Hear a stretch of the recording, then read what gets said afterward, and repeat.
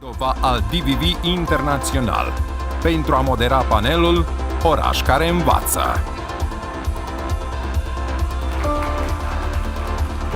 Bună ziua, onorate asistențe, vi salut și trec la limba engleză, abia înveț limba română. Ladies and gentlemen, good afternoon to all of you, dear foreign guests, esteemed citizens of Chișinău, good afternoon to all of you.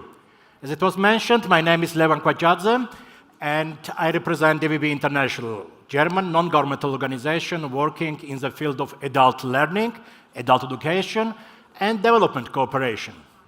Since 2010, we have been working in Moldova. We have office here, country office, and since last year, we have collaborating quite closely with the municipality of Chișinău, with City Hall. If any one of you wonders why I do not have typical German accent in English and I have a different accent, the reason is I was born and grew up in Georgia, so my native city is Tbilisi and my mother tongue is Georgian. I will not bother anymore you with my personal information. Now, let's come to the topic. Learning city. What is the meaning behind this term? What is What does it mean, this word construction? When one would say learning city nowadays, he or she would mean mostly a concept, a special concept, which is known as UNESCO concept. And this concept puts education on the forefront of local development. So city policymakers include various stakeholders to ensure development, local development of city with a special focus on learning. And exactly this will be our main topic today. We will have 3 sessions. The first one now, another one after the lunch break, and the third one tomorrow in the morning. Today, we will stay in this room, so the session now and the session after the break will take place here. Regarding the session tomorrow, please inform yourself additionally. Yeah, we were talking about the UNESCO concept. I have to say that under the auspices of UNESCO, there is existing also UNESCO Global Network of Learning Cities. During these 2 days, we will speak a lot about the experiences, partly also coming from partner learning cities.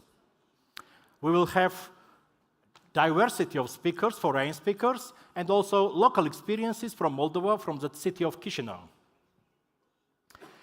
I hope this event will serve as an opportunity to mutually learn from each other, and by the end, to identify maybe common challenges and international trends to which we have to react in a proper manner and in time, because learning is something important. If we will be behind the time, we will lose international competitivity of our cities.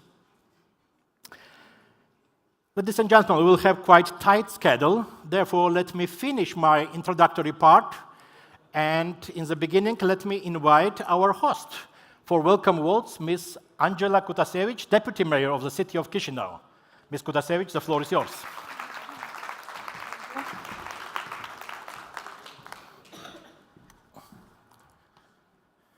No, okay. Yeah. Thank you. Bună ziua tuturor, dragi colegi, parteneri, lume frumoasă, oraș care învață. E un titlu generic sugestiv, dar extrem de important pentru noi, acei din Chișinău. Să vorbești despre educație, cel puțin pentru mine, e ceva drag sufletului, sunt trăirile, emoțiile.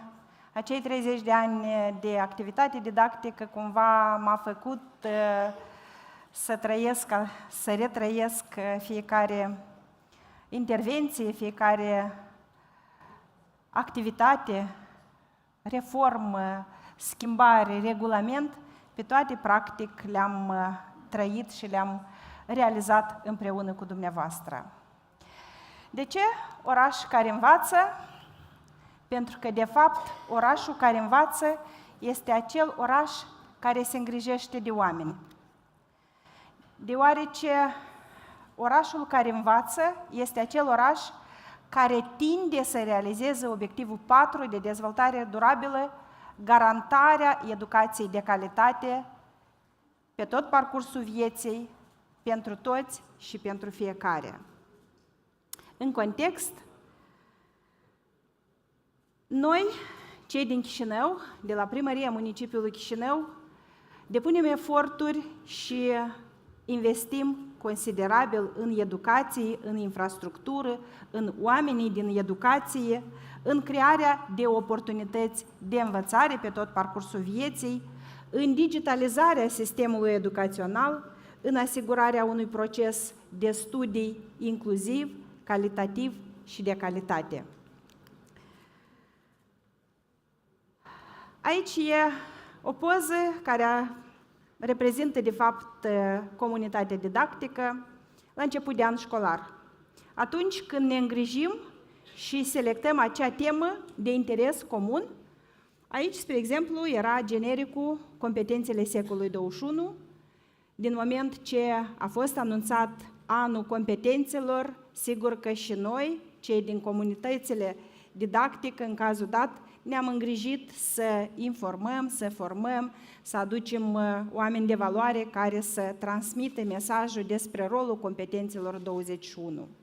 Deci suntem mereu în investiții, în căutări de dinamizare, de creștere a calității sistemului educațional, dar și a proceselor educaționale.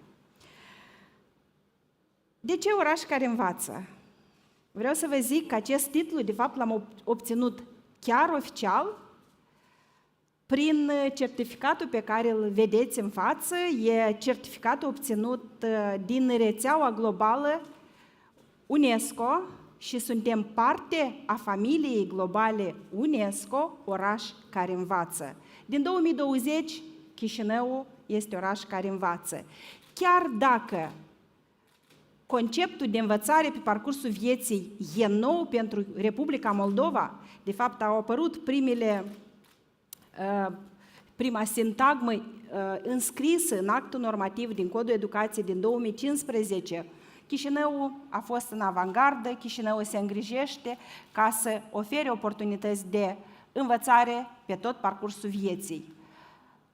Suntem la început de cale, sigur că nu avem o strategie de dezvoltare a resursei sau a domeniului de învățare pe parcursul vieții, dar totuși avem comunicare și activități intersectoriale. Pe parcursul a primilor 2 ani de când suntem în rețeaua UNESCO, am avut planuri municipale de învățare pe tot parcursul vieții. Și activitățile realizate în acel document de politici, așa l-am numit noi, a fost realizat de toate direcțiile care vizează, fie educația, fie protecția copilului, fie sănătatea, asistența socială, cultura, deci toate domeniile s-au interconectat în căutare de soluții, de oferire de oportunități de învățare și educare a adulților. De ce în rețea? Pentru că aici avem acces la proiecte globale care vizează învățarea pe tot parcursul vieții, soluții comune pentru problemele existente. În rețea sunt 230 de orașe din 64 de țări. Și vreau să vă zic că în panelul nostru, în aceste 2 zile de discuții, anume la Orașe care învață, vom avea parte de expertiza colegilor noștri din rețeaua globală UNESCO, care vor împărtăși cum realizează în localitățile lor, în comunitățile lor, acest deziderat Oraș care învață. Care sunt activitățile noastre și acele entități care sunt conectate cel mai mult la oportunități de învățare și educare a adulților? E vorba de rețeaua de biblioteci municipale, Biblioteca Municipală Bogdan Petricei cu HD, cu 27 de filiale, rețeaua centrelor municipale de tineret, apropo, în anul 2022, noi am extins rețeaua centrelor municipale cu încă 3 centre și săptămâna precedentă l-am deschis pe al 5-lea centru municipal pentru tineri, anume în a crea cât mai multe oportunități de educație, de formare, de dezvoltare pentru tineri. Respectiv, la moment avem deja 5 centre municipale de tineret, câte unul în fiecare sector ai capitalei. Și în doar 4 luni, la aceste 4 până acum, de când am calculat centre, au fost în formări, în activități de învățare, dezvoltare, peste 16.000 de tineri. Deci solicitarea este mare, impactul este mare și cu siguranță lucrurile vor crește în amploarea implicării tinerilor în ceea ce este viața orașului. Recent, foarte curând, 2 săptămâni în urmă, am deschis și am creat o altă entitate care la fel va fi o zonă cheie în realizarea politicilor de educație și învățare a adulților.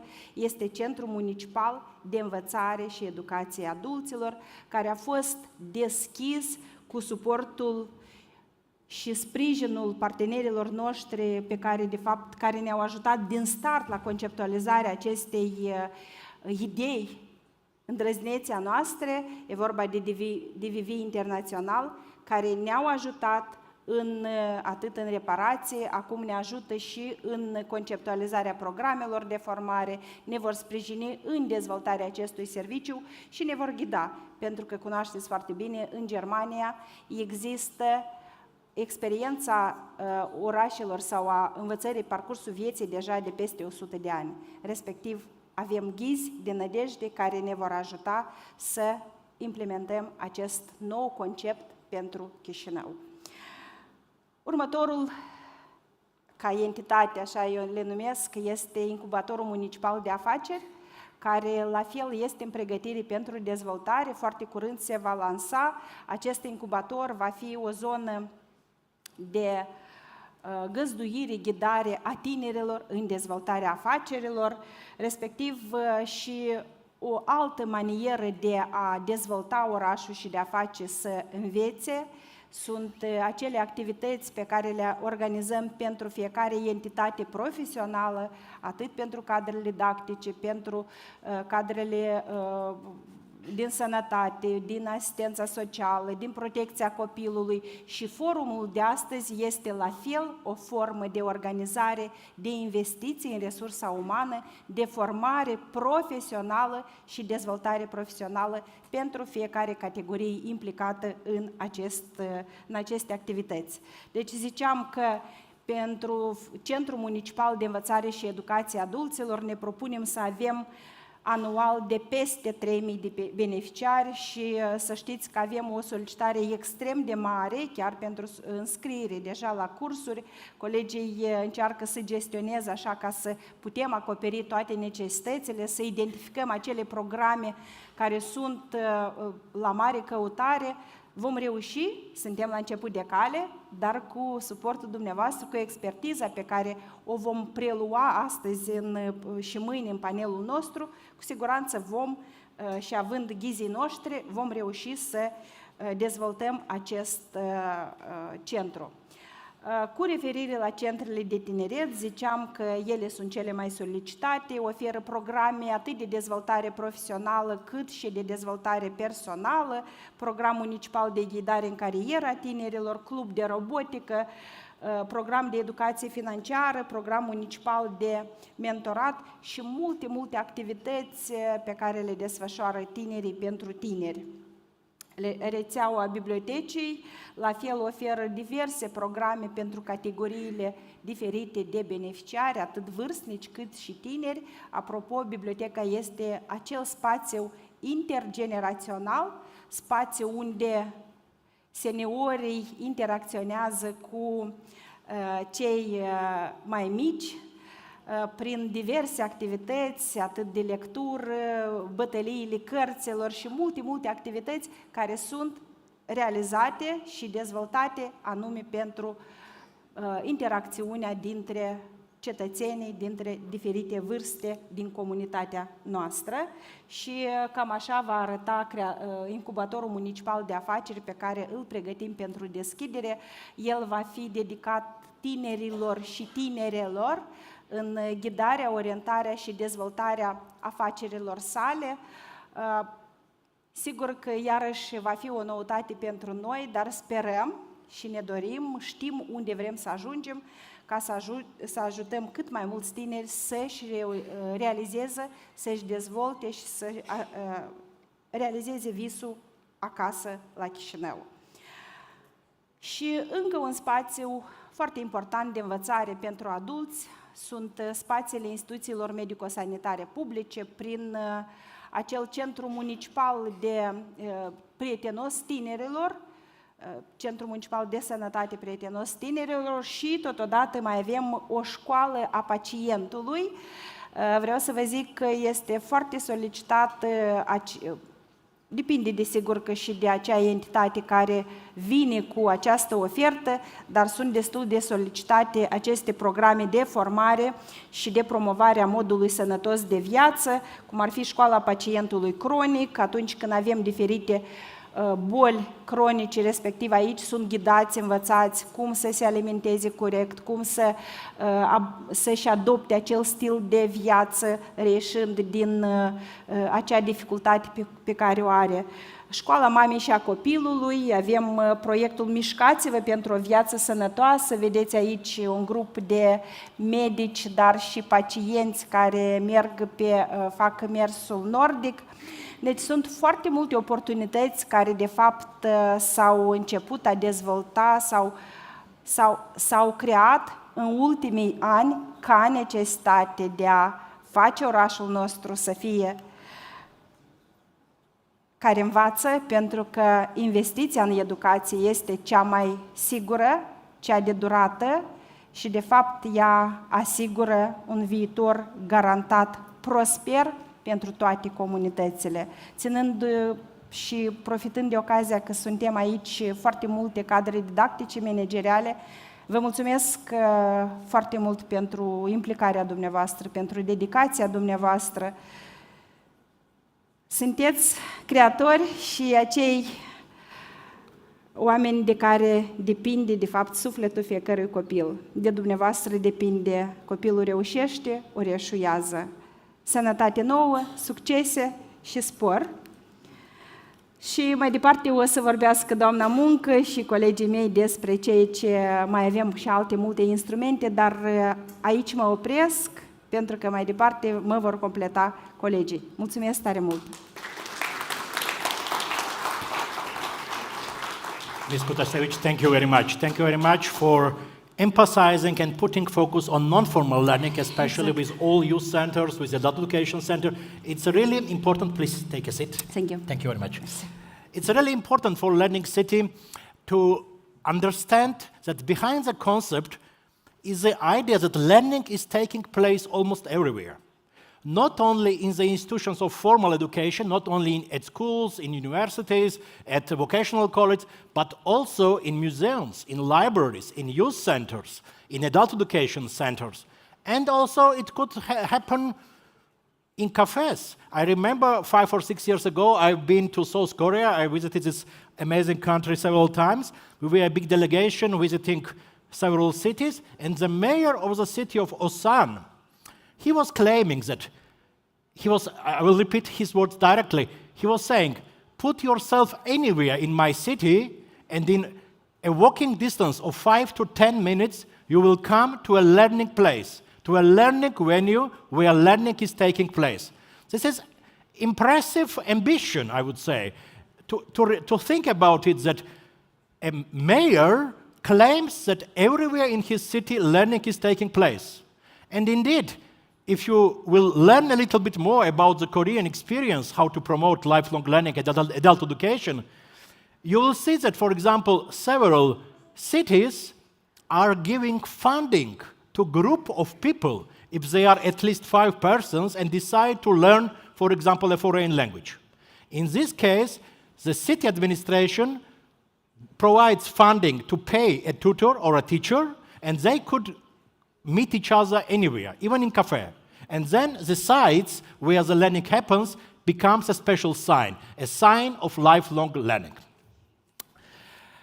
Now we will start with our speakers. The first one, I'm very happy to introduce Mr. Andrei Pavaloi. He possessed PhD and he is history professor, but the main role in the city administration is that he is the acting head of the General Directorate for Education, Sports and Youth. You have the floor. Thank you. Doamnelor și domnilor, stimați oaspeți, dragi colegi, dacă sincer vreau să vă zic că am emoții. Am emoții nu atât pentru prezentare, fiindcă, mersi mult colegilor, împreună am reușit să facem o prezentare destul de amplă în care să încercăm să coagulăm toate informațiile despre domeniul educației. Domeniul educației în orașul Chișinău, în municipiul Chișinău. Ori educația este una din sursele cele mai importante a orașului și poate chiar a țării.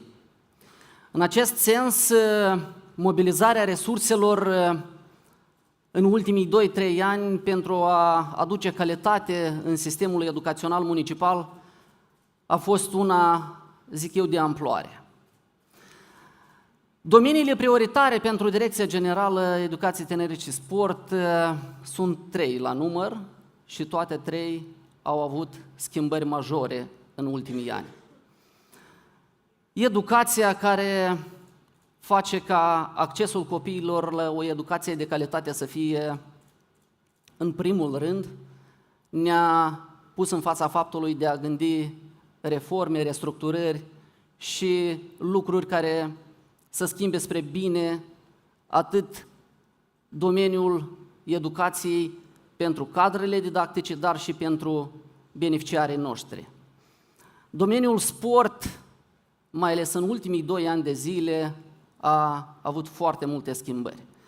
Și domeniul tineret, așa cum spunea și doamna viceprimar Cutasevici, iarăși a fost unul enorm de prioritar în ultimii ani, iar cifrele care urmează o să demonstreze acest lucru. Structura educațională municipală este una enormă, una foarte mare, atât cu instituții, structuri, subdiviziuni, dar și populație școlară și număr de angajați. 25 de subdiviziuni structurale doar în cadrul Direcției Generale, plus 150 de instituții de învățământ primar și secundar, adică școli, 168 de instituții de învățământ preșcolar, grădinițe, 27 de instituții de învățământ extrașcolar și 2 centre de profil. Cam ăștia suntem noi. Accesul la o educație de calitate în instituțiile de învățământ din municipiul Chișinău. Aveți aici o diagramă, dar zic eu cel mai important lucru este sub diagrama respectivă.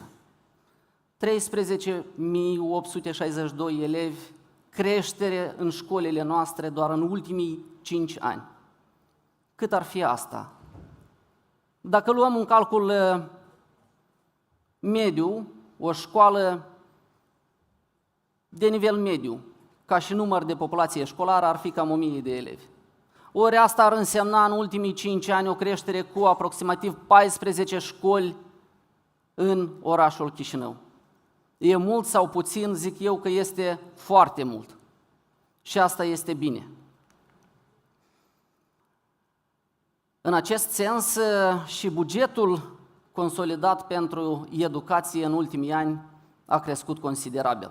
Dacă în 2019 am avut 2,1 miliarde de lei, pentru 2023 suma a crescut la 3,9 miliarde de lei.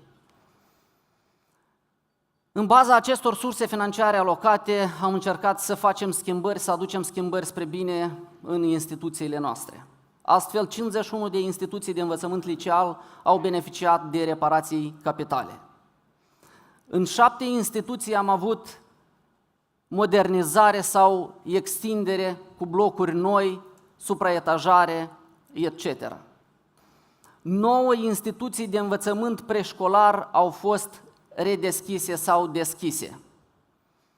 132 de grupe pentru instituțiile de învățământ preșcolar, ori astea au fost toate grupele care până nu de mult erau nefuncționale în grădinițele din municipiul Chișinău. 9 instituții secundare au fost reorganizate prin modificarea tipului. Ar trebui să... Așa? E ok, colegi? 6 instituții mixte cu 2 limbi de predare. Vorbim aici de limba rusă și limba română. Ori, pentru a extinde și numărul elevilor în instituțiile ruse, au fost deschise clase cu predare în limba română. Avem 2 platforme online care ne ajută să gestionăm mult mai ușor și sigur repartizarea copiilor atât în școli cât și în grădinițe. În ultimii 2 ani am avut un proiect sau câteva instituții au beneficiat de un proiect destul de important, vorbim despre eficiența energetică, Iar în ziua de astăzi, în pofida crizei energetice, avem instituții care au plus profit, nu doar cheltuie bani pentru energia electrică, dar au venit de la panourile solare care sunt instalate pe instituțiile respective. Un exemplu elocvent. De ce vorbeam mai sus? Extinderea sau deschiderea de noi școli și grădinițe.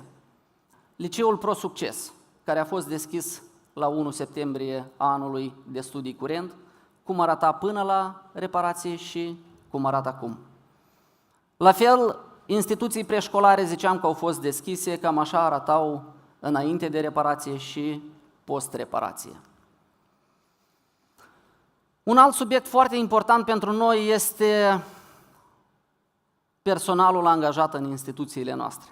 Ori ziceam că în afară de populația școlară, cei 100.000 de elevi și peste 38.000 de copii în instituțiile preșcolare, avem la ziua de astăzi peste 16.000 de cadre de angajați în sistemul educațional, din ei aproximativ 10.000 fiind cadre didactice.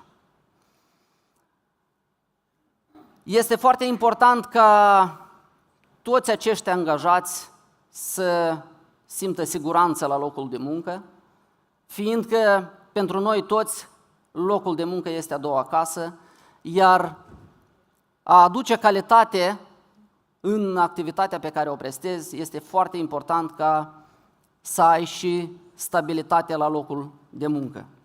În acest sens, Primăria Municipiului Chișinău a avut mai multe acțiuni pentru a asigura și a susține, în primul rând, angajații din sistemul educațional. În acest sens, a fost majorată suma care este pentru tinerii specialiști în vederea acoperirii cheltuielilor pentru gazdă de la 1.000 la 2.000 de lei, astfel peste 150 de tineri specialiști beneficiază de această sumă lunar. La fel, peste 1,5 milioane de lei au fost alocați din surse extrabugetare pentru finanțarea instruirii personalului din instituțiile de învățământ. Peste 100.000 anual sunt alocați pentru premierea câștigătorilor concursului Pedagogul Anului.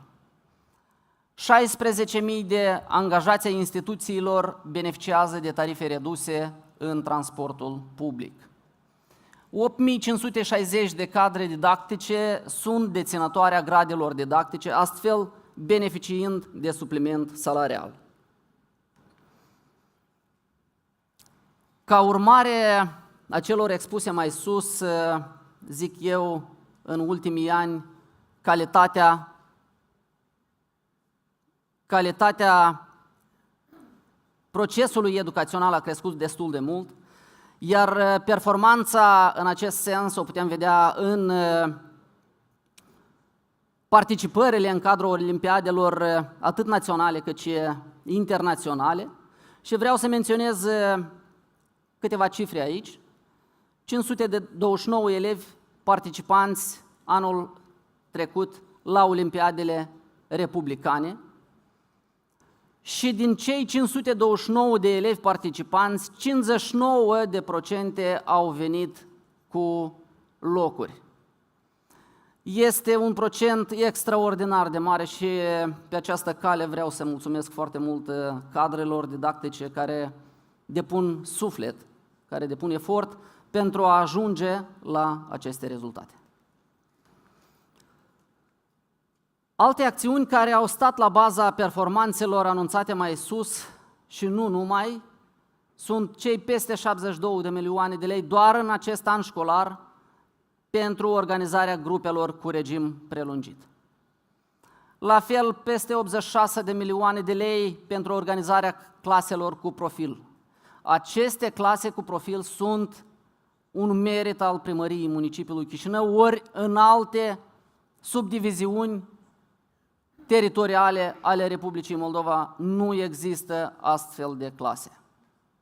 Și Primăria anual cheltuie milioane de lei pentru a da posibilitate ca elevii noștri, copiii noștri să se bucure de studii de calitate, dar în același timp și să aibă deschiderea de a practica și altceva în cadrul instituției, de a crește. 10 milioane lei pentru dotarea cu laboratoare și materiale didactice în instituțiile de învățământ, doar în acest an. La fel și anul trecut financiar au fost dotate instituțiile preșcolare cu suportul UNICEF și instituțiile secundare. Peste 30 de milioane de lei pentru odihna de vară a copiilor. 120.000 lei pentru premierea copiilor cu performanțe. Și 57 de instituții avem în oraș care au planuri individuale de învățământ. Al treilea segment și domeniu de care se îngrijește Direcția Generală Educație, Tineret și Sport a Primăriei Municipiului Chișinău este domeniul de tineret. Și, cum zicea și doamna Cutasevici, am făcut un progres enorm în acest an. În acești 2 ani au fost deschise 4 centre de tineret suplimentar la acel mic centru din sectorul Ciocana, unde, ca să ajungă tinerii din sectorul Botanica sau Buiucani, aveau nevoie de timp și de cele mai multe ori renunțau pentru a merge la activitățile dedicate lor. O cifră ascunsă în 2019. Cam cum credeți? Care este suma acolo comparativ cu 2023? Mai mică cu cât? Mai mică cu 60 de milioane, aproape ați ghicit. 271.000 lei în 2019 și 60 de milioane în 2023. Am să mă întorc un pic, diferența este enormă. În același timp vreau să menționez faptul că numărul de tineri care au participă în cadrul activităților desfășurate în cele 5 centre de tineret este în creștere geometrică. Și nu anual, dar lunar. Despre asta o să vă povestească mai mult domnul Grecu, care este directorul Centrului de Tineret. Avem în cadrul Direcției Generale mai multe programe destinate tinerilor. În acest sens, doar în anul 2023 au fost alocați 2 milioane lei pentru programul municipal de cofinanțare a programelor de și pentru tineret, 350.000 lei pentru programul municipal de granturi pentru organizațiile de tineret și grupurile țintă, 500.000 lei pentru programul municipal de granturi mici și 3.000 lei pentru programul municipal de asistență pentru centrele și consiliile de tineret care nu sunt subordonate Direcției Generale. Este vorba despre centre de tineret din suburbii, organizații de tineret care beneficiază din bugetul municipal de aceste surse financiare absolut necesare ca să-și dezvolte activitățile pe care le au și tinerii, indiferent unde vor merge pentru a face activități, ei sunt tinerii noștri, fiindcă sunt tinerii din orașul Chișinău. Al treilea domeniu care, la fel ca și tineretul, a luat amploare în ultimii 2 ani, este sportul. Ori pentru promovarea modului sănătos de viață, în acești ani am făcut foarte multe, mai ales pe segmentul de neprofesioniști. Ori sportul amator a devenit unul foarte important pentru noi, fiindcă am înțeles că sportul de performanță îl fac foarte puțină lume. Mulți însă vor să practice diferite sporturi ca și amatori.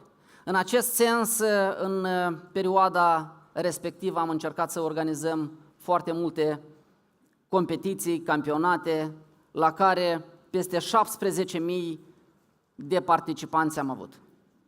Și vorbesc aici nu de sportivi profesioniști, vorbesc despre amatori care au venit să încerce să vadă cum pot face sport, poate de performanță ulterior. Iarăși avem cifre relevante în acest sens, doar pentru acțiuni sportive. Bugetul a crescut de la 4 milioane de lei la 20 de milioane anul acesta. Bugetul pentru sport în acest an depășește 70 de milioane. Cele mai importante programe pe care le-am avut în ultimii ani sunt 5 milioane lei pentru programul de cofinanțare a proiectelor pentru sport. Este al doilea an când avem acest program și dacă anul trecut suma a fost de 3 milioane lei, în acest an avem 5 milioane lei alocați de către Primăria Municipiului Chișinău.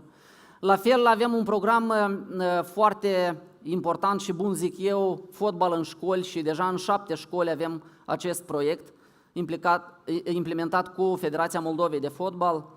9 milioane lei pentru promovarea modului sănătos de viață și pregătirea sportivilor de performanță și 3 milioane lei program de premiere a sportivilor de performanță. Este al doilea an de implementare, în primul an anul trecut am avut 1 milion, iar sunt sigur eu că o parte din medaliile care le are Republica Moldova la ziua de astăzi sunt și grație acestor două programe. Mă voi opri doar la obiectivul general, fiindcă îmi arată colegii că deja am trecut de termenul alocat. Obiectivul general pentru Direcția Generală Educație, Tineret și Sport 2030 este elaborarea politicilor locale în educație, tineret și sport pentru îmbunătățirea serviciilor prestate.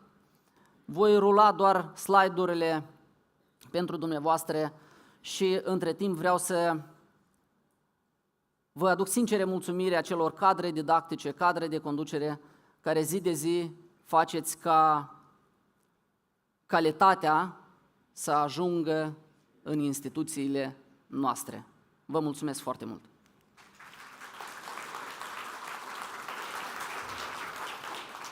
Mr. Pavaloi, thank you very much for impressive numbers. We all see that there is development in the municipality, there is development in the city, and we all took a notice of it.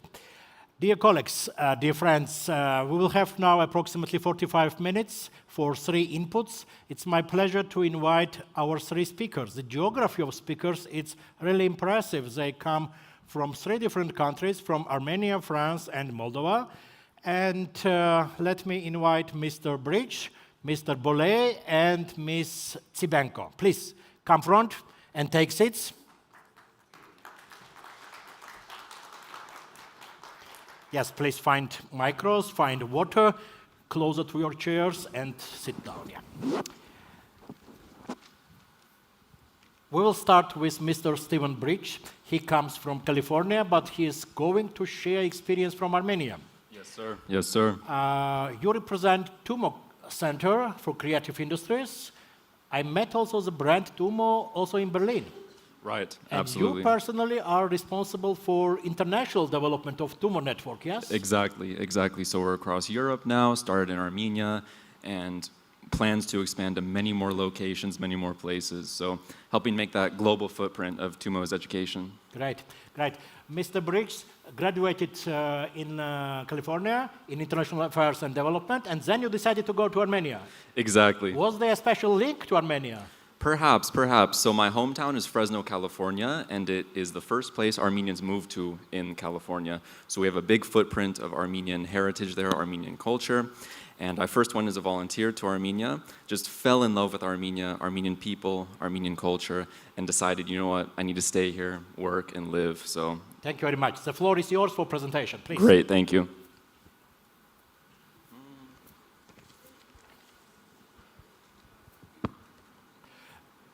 Can we? So, Excuse me, may I ask to подвинуть немножко монитор, чтобы другие тоже увидели бы? Так получится? Yeah. to ensure that all of us will follow your presentation. Perfect. Thank you. Great. Okay, so my name is Stephen Bridges. I'm here on behalf of the TUMO Center for Creative Technologies. I'm the Business Development Manager on TUMO International. So again, helping TUMO expand and have this international global footprint and offering this top-level free education for the world's students. So today I'll take you through a brief journey of where we came from and where we are now, as well as where we're headed. So I'll start off with a visual representation, a short video, to give a brief overview, sort of give us an idea of what TUMO looks like.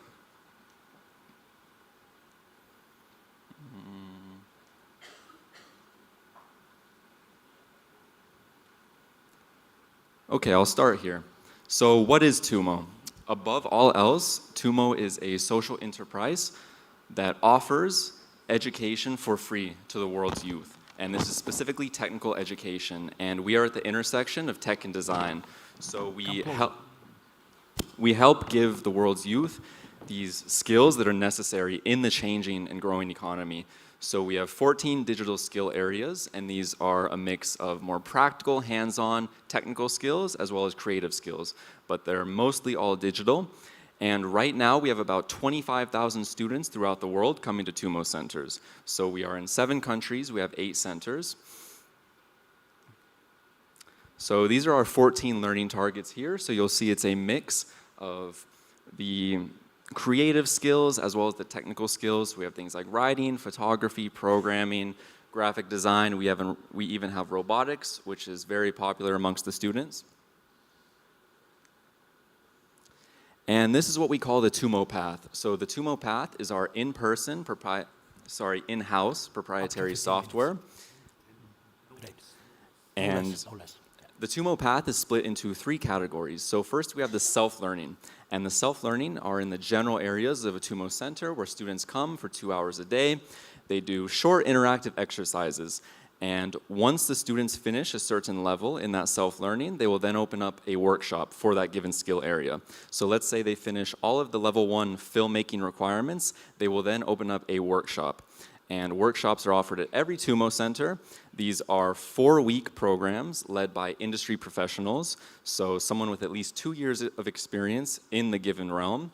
So let's say, again, for filmmaking, it'd be a filmmaker, director who has at least 2 years of experience, and the students get to work and study directly under them, and at the end of it, they have something to show for their experience to add to their diploma. And another thing on that note that I will mention is that TUMO has no exams, no tests, as well as to get in, there's no requirements, no prerequisites, and of course, no payments. And what the students do walk away with and do work on is their portfolio. So the portfolio is where the projects go, and they can show exactly what they worked on at TUMO and use that going forward to get a job, get into university. And in the changing economy, and especially in the tech sector, where you went to school and what your diploma is becoming less and less important, and instead it's about your experience and what you have to show for your work. And the last of our 3 categories of the TUMO path are our learning labs. So learning labs are similar to the workshops, but rather than professionals with at least 2 years of experience, these are high-level professionals. So these are people from NASA, Microsoft, Google, Facebook, and they come, the students get to study directly under them, have their mentorship, and again, have something to show at the end of that lab. And this is really the crux and the basis of our philosophy at TUMO, and this is what we call walk-away pedagogy. So the idea is, how would schools and education providers have to change if students had no requirements and they were able and have the liberty and freedom to walk away at any time? And that's how we are here at TUMO. We don't have any requirements, no grades, no tests, and everybody works at their own pace. And we see that this philosophy works because students are coming back day by day, week by week, across Armenia, across Europe, and across our global network. And something we also like to mention is that teens hate to study, but love to learn. And we can take video games, for example. So teens, kids, and even adults love video games. And why is it that they love them? It's not because they're easy. In fact, oftentimes video games can be challenging, they can be difficult. It's because they're engaging, and they give people the freedom to unlock the next level, continually progress, and in this sense, we also have a gamification of our learning process and our learning content. I'll zoom out a bit here and talk about TUMO International. So this is our international network. And again, we're currently in 7 countries, so started in Armenia in 2011. And our first international expansion was in 2018 in Paris. And we actually never planned to go international. We always had this Armenian focus. And Mayor of Paris, Anne Hidalgo, visited TUMO HQ in Yerevan, and she was blown away by the atmosphere, by the operations, and she said, you know what, that's it, we need a TUMO in Paris. And at first we sort of doubted this international expansion. We thought, our school kids in Paris, the same as Armenia, and it has shown and proven that across the globe, communities and teens are willing to embrace something like TUMO and participate in the movement that is TUMO. Here's a brief visual of some of our centers around the world. So you'll see the top row are our Armenian centers, and the bottom 2 rows are the international centers. And you'll notice that the architecture differs because we like to have, diversity in style, as well as we like to occupy or move into historical buildings. But within TUMOs, we have a certain degree of similarities, because whether a student is at TUMO Armenia, TUMO Germany, maybe one day TUMO Chișinău, they come and they are immediately immersed into the TUMO universe. And I'll zoom in a bit here and talk about the TUMO Armenian network, just because it goes to show the potential of what TUMO is. So TUMO is more than just a center or just a hub in a single country or single city. It can be a nationwide and worldwide network. And so in Armenia, we have 4 hubs, 4 centers right now with around 20 boxes. And I'll talk about the boxes a bit later when we have a picture of it, just so we can contextualize it. But this is how we can craft this network and offer cutting-edge, top-level education, regardless if a student lives in a capital city or if they're in the villages, somewhere more remote and hard to reach. This is just a fan favorite, as I like to call it, and something I like to show, because this is many people's favorite center. This is Gyumri. It's the 2nd largest city in Armenia. Personally, my favorite center. So this was actually the first theater in Armenia. It was badly damaged in the 1988 earthquake, and we kept the facade and retrofitted a TUMO center behind it. So in that sense, it's a mix of the old and the new. And again, we like to have this embraced by the community. We like to immerse in the community and be part of the community. And occupying historical spaces is one way in which we can do that. And so this is a TUMO box, and essentially a TUMO box is a mini TUMO, and they're easy to implement, and we put these in hard-to-reach or remote areas, and this way we can get village kids, kids in more remote areas, kids in the countrysides, the same level of technology education. And these are a few of our partners who have helped in our international expansions. We have the KfW Development Bank in Germany, the City of Paris. The state of California is helping our eventual US expansion. We have a center in LA that will open up early next year. And a couple testimonials, a couple of our biggest advocates, biggest proponents.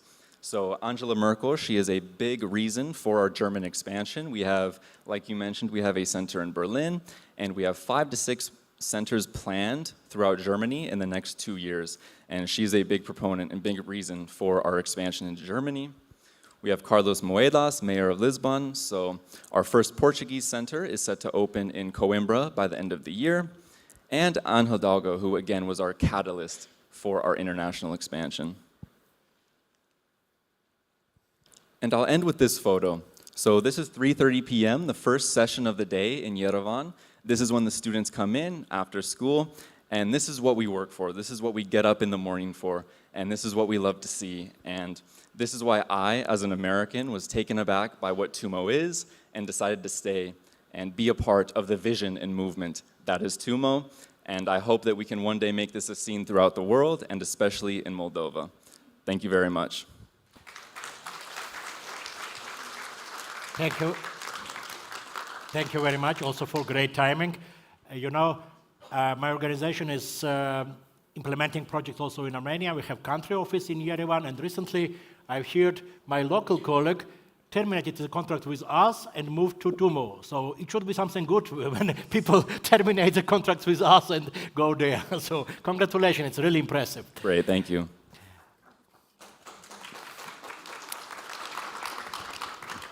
Our session, we started by talking on learning cities, on UNESCO network of learning cities. Our next speaker is representing a learning community, learning city. So he's from France. His name is Philippe Bollet, and he's from the municipality of Clermont-Ferrand. It should be closer to Paris. Not so. If you want. Yeah, No, everything is relative. Close to Lyon, 200 kilometers from Oh, Lyon. okay. And, But you but managed from and you- Paris. No, we are in the very center of France. I So you could say every town is closed, It's closer to or every town is really far, as you want. You are absolutely right. But I wonder how you managed to cooperate with Pompidou Center, because Sure. you need to close the distance somehow to cooperate, yeah? Yeah, But you sure. managed it. Yeah, sure. It was a great experience because with Centre Pompidou, because for this program, first we say we don't do this, and Centre Pompidou said we don't do this, that also, and we will learn together to invent something for the youth, and you will see after that it is not only for the early youngs. Mr. Bollet is going to talk about the amazing project from his municipality. The project was aimed to allow young children to show all their creativity, if I understand correctly. And the project was dedicated to children and to their parents. To their parents, for sure. And oftenly, the children become prescribers for contemporary art for their own family and for their own parents, doing together. The floor is yours. Please. I'm very French, so my English is not so good. It's great. And We are I all- have written my speech. Thanks a lot for your very welcoming. May I present you the mille formes? It's very important to know that form, shapes, that's the same in France. Mille formes is the place for all kinds of imagination, to enter the imaginary, is to grow, to immerse oneself in the proposal of different artists. Here the materials are, no, that's not a good one, I'm sorry. Mille formes is an art initiation center for 0 to 6 years old that opened the doors in December 2019. This art center was created and built on the initiative of our city in partnership with the Centre Pompidou. It is important to briefly outline the history of the project, which itself outlines a possible learning path. Clermont-Ferrand joined forces with the Centre Pompidou, knowing that neither of them knew what to do, even though they both had the engineering resources immediately available for such a project. Together, they launched prefiguration experiments aimed at sketching out what 1,000 forms, 1,000 shapes could be, envisaged from the outset as a free space for all, supervised by artists and early childhood professionals. A place where children would reveal themselves as prescribers, as I said before, of contemporary art for their own parents. I therefore propose that we visit it together, not only to explore this place, but this will be the most important part of my speech, to investigate briefly the specificities of mille formes, a place of learning, experimenting with new forms of learning, but also an experimental center that could be considered in the near future as a city factory of new urban shapes, able to provide reflection, able to be a creative and innovative stakeholder of our city, helping us to challenge the democratic, climatic, and environmental issues. The essence of our approach is to ensure that the citizens of our cities from the early age will be sufficiently informed and well trained to decide in the very next future, democratically, the different options to be taken in order to ensure our collective resilience. Yeah, I'm not very used. So, you will read this slide, but for us, what is a learning form, a learning environment? 1000 Shapes is for us a great opportunity to investigate, to rethink our learning forms, our learning environment, not only for the youngest, but also for the oldest among us. Educational institutions needs to become places where everyone is able to form and realize their aspiration for transformation, change, and well-being. Excellence, achievement, quality, measurement, and progress are also valuable commitments that can be realigned in ways that include rather than marginalized people. And this has to be done at a very early age. That's a learning form, that's the characteristic, and we have to change, and to change the actual characteristics to be resilient. Now, because now let's move from the growing child to the reinventing city, reinvent our city. What is the shape of a city? You know, 1000 shapes, 1000 forms. What is the shape of a city? If you carry a classical reading of our city, its formation, transformation, its fabric, but also an analysis of its landscape, its visual characteristics, its evolution, you bring together two registers of them, the fabric and the landscape. The meanings of a urban landscape are aesthetic, artistic, stylistic, cultural, historically periodized. They are the individual and social variations of perceptions with their own connotations.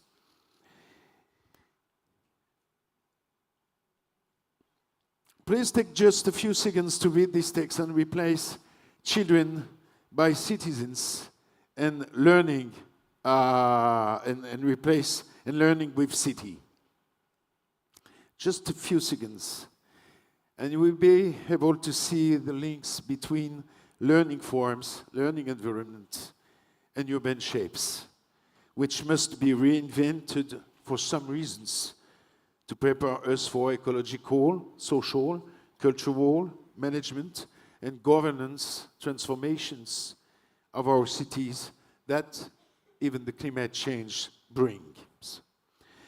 A major debate on the urban forms of the future has been launched on the basis of the issues of sustainable development, energy, but this register of urban form, as we can see, is closely linked to other registers. In addition to ecological issues, these meanings of a physical culture, nature, concern in the broadest sense the feeling of comfort, of well-being, of astonishment, and wonder that one can experience in a given space, in a given atmosphere. It's time for me to set out some of the principles that guide the experience of meal forms. 1000 shapes. You can read the Julien Gracq and some other citations. But two children marvel at the snow factory, the work of a designer, Lucas Lorigeon, who was, as a child, often wondered how how snow was made. He has created a kind of factory, a sphere in which balls rotate all day long. And for most children, it is a slightly hypnotic moment. Some of them marveling a long time, from several minutes. It's very interesting. Might be marveling is the first step in the discovery of art. But it is the same for a city. Just try to remember what you find wonderful about where you're living. Maybe the sky, the moon, the stars, Jupiter during the last few months. There is a poem by a French author, Charles Dobrowski. I tried to translate it. The sky gradually takes its revenge of the city that eats it. Snakily, it grabs the roof, crunches it like a nut. You know, you're in a city when you can hardly see the sky. Or more exactly, when the sky appears to us in frames, in cutouts, as in movies, films. A city that is kind to its citizens is a city that offers them the sky as a landscape of wonder. It's not a detail. When you build a new neighborhood, you should also think about the sky. Not make children torture their necks to see a cloud. Exploring, experiencing, surveying. Here is a work by Dominique Dalcan, a sound artist, a musician and composer, which proposed a musical cartography in space built around the face. Here you see a moth with his teeth, which by taking up the xylophone, where each key delivers a sound, turns out to be a sound space that the children appropriate with their whole body and gestures, with which, as we know, they communicate a lot. The idea was to have there, on a larger scale, a space where one could explore rhythm and modes of repetition and one's own, but which could also be explored by several people, and which each person would have to learn to listen to the others in order to find his or her own position as explorer. Each city, and more precisely, each of its micro-neighborhoods, emits a sound that we hear without listening, which is made up of a multitude of sounds that, for some of them, are difficult to isolate from one another. Even if we pay close attention, we may find ourselves bringing some of them to the forefront of our sensory perception in order to recognize and qualify them. The sound universe is constantly changing according to an infinite number of criteria: the wind, the weather conditions, the time of the day, the nature of the floor covering, the construction materials of the buildings around us. But it is also a couple of lovers can hold hands and stop to kiss without being jostled by others. I know that your urban plan is sharing these urban characteristics with many Eastern European cities, but I wanted to tell you that it is very modern, very contemporary, and an example for my own city to follow. Thanks a lot, and I'm sorry for my very bad English. No, it's great.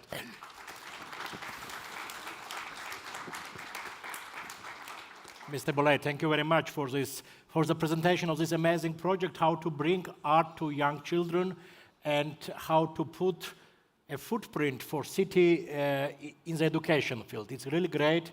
Congratulations.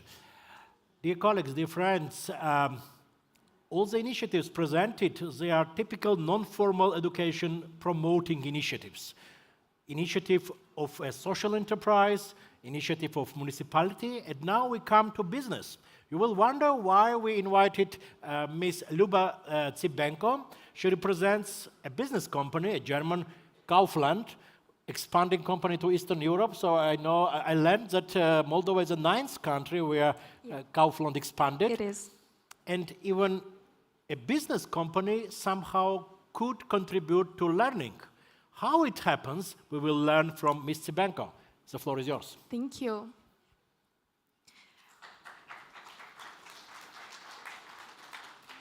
Hi everyone, we'll be switching a bit from English to Romanian because this is what learning is all about, improvising and getting to know all the sides of it.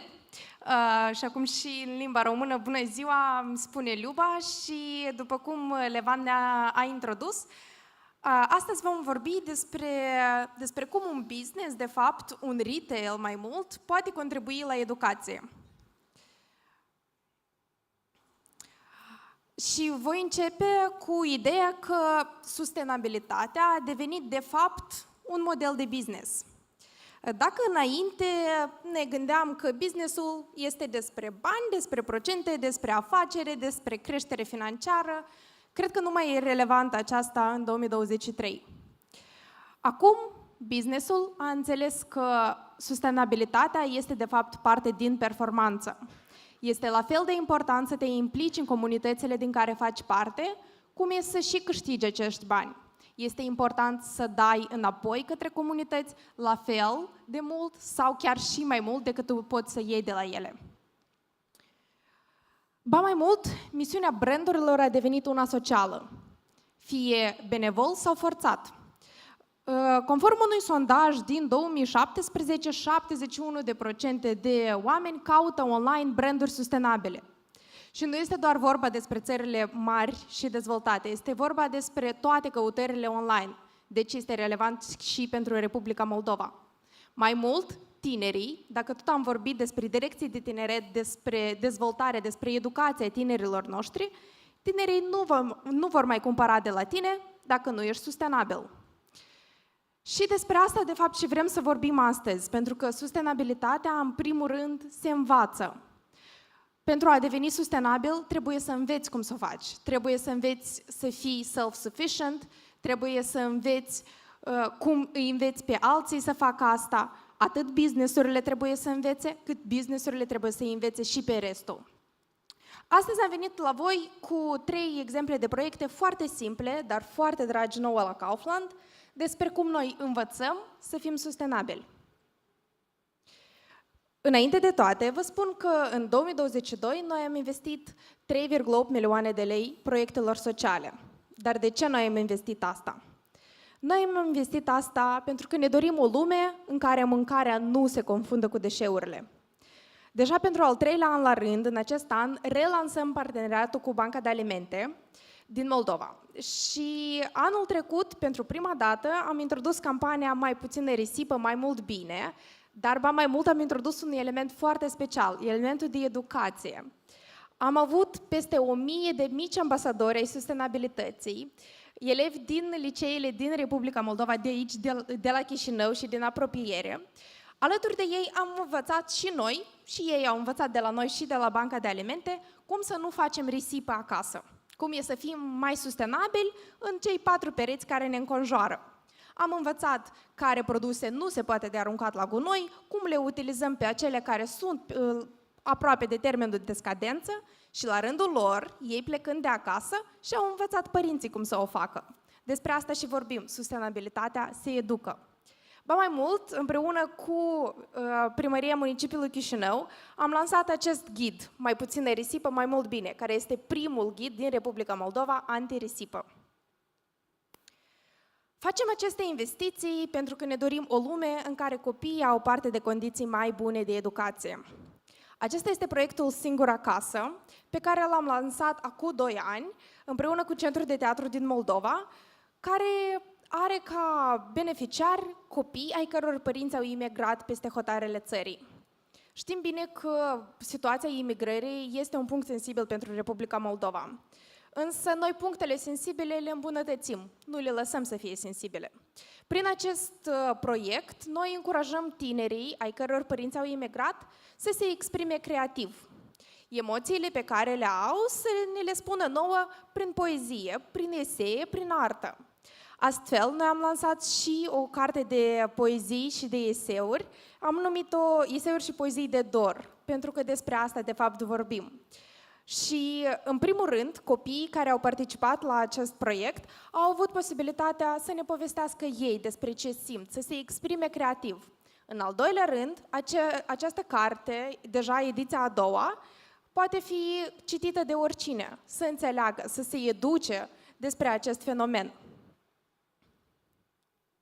Nu în ultimul rând, investim pentru că ne dorim o lume în care toți reduc, reutilizează și reciclează.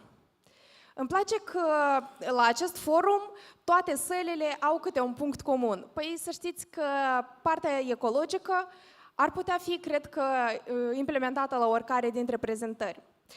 Și acesta este un proiect prin care, iarăși, am educat să fim sustenabili, să fim responsabili. Este proiectul Implicare prin reciclare. Alături de ONG-ul Ave Moldova, deja pentru a treia ediție în acest an, ediția a treia se apropie de final, avem ca beneficiari copilași super creativi care ne povestesc ce înseamnă pentru ei o lume mai sustenabilă, o lume în care și-ar dori să trăiască mâine. Proiectul Implicare prin reciclare conține și elementul de concurs de desene.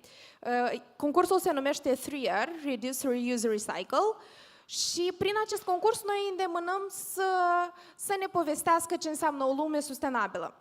Aceste picturi pe care noi le primim de la ei sunt jurizate, iar apoi expuse în magazinele Kaufland, unde atât locatarii cât și clienții, printr-un QR cod, pot vota pentru desenul lor preferat. Iarăși, dacă deșghiocăm puțin acest proiect, aici învață copiii să fie creativi. Aici învață părinții să-i încurajeze pe copii să fie creativi, să aplice la proiecte, să-și vadă de mici copii de viitorul lor. Învață clienții noștri ce înseamnă implicarea prin reciclare, cum ei pot fi responsabili de fapt și învățăm și noi câți copii creativi noi avem în țară și cum putem afla viziunea lor prin artă, pentru că arta o poți vedea în multe moduri. Și ne-e interesant ce gândește generația tânără despre viitorul reciclării. Dar, desigur, noi investim, noi lucrăm zi de zi, pentru că credem într-o lume în care implicarea fiecărui dintre noi face diferența. Credem într-o lume în care businessul devine treptat sustenabil, devine responsabil, în care noi investim în educație nu pentru că așa se cere de la noi, dar pentru că noi ne dorim să o facem. Vă mulțumesc mult!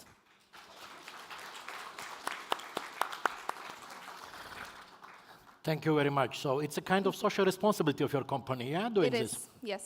Great. When local policymakers, when municipal leaders decide to develop learning city, of course, one of the main challenges is how to unite different efforts of different actors and players. And the example now from Chișinău, it's exactly what you mentioned, that you coordinated activities with Primăria. So these are the concrete steps how a municipality, city hall, could coordinate different efforts and involve stakeholders in promotion of learning. Dear colleagues, dear friends, colleagues in the sense that we are all learners. I'm also a learner, you are also learners, so we are colleagues in this sense. We can afford now a short period of questions and answers. If the time will not be enough, by the end of the day, we will have a longer session for questions and answers, around half an hour. But please raise your hands, show me your interest, and we can offer you opportunity to ask questions to distinguished speakers or to organizers. Go ahead. Are there any questions? In any of language? I have a question then. Mr. Bridge, you mentioned that your offers are free of charge. Yes. How you manage this? How you fund your work? Impressive work. Right. So we have a variety of different donors and different actors that help implement. So in each country, we find local partners who are willing to support something like TUMO. And this can be private sector, for example, social responsibility, much like hers, people with entrepreneurs or companies with social orientations, or it can be government actors. So for example, the KfW Development Bank is a major donor in Germany. As well as the state of California is our major and single donor in California. And oftentimes it's a mix on one center as well. For example, it won't simply be one actor. It can be a mix between government actors and corporate or private actors coming together to fund them. Right. Even if children or young people are coming from wealthy families, even in this case, education is free of charge. Exactly, and that's what we love to have as well, is to have all kinds of students working side by side, talking to each other and being together. So we always use the example that there's kids coming after school that are dropped off by drivers in a Mercedes, and there's also kids that are walking or taking the bus, and we free of charge for everybody. So that's really the crucial point of what TUMO is. Thank you. Any questions? Yes, please. Wait a minute, please. Please name yourself and to whom is addressed your question. Merci beaucoup et en respectant les natifs. Sorry, I appreciate that you speak French, but it will be difficult for everyone else to understand. Bine, atunci vorbesc în limba română. Română, ok. Bine. Deci eu sunt una din acele persoane care au văzut TUMO cu adevărat în Armenia. Eu l-am văzut pe cât este de real să avem așa un centru în Moldova.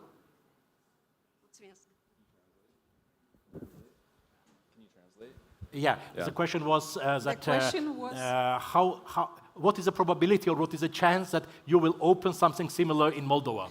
Got it. Sure. So Mayor Ceban visited our Yerevan headquarters, and he also loved TUMO and expressed his willingness to open a TUMO. So it's a matter of finding the right actors, the right partners, someone who would be willing to fund something like TUMO, so whether that's the local government, federal government, or some private companies, maybe an IT company. So that would be the first step. So there's 3 basic steps, is finding the person who's willing to fund it. Second would be finding a space for it, so a nice building in Chișinău.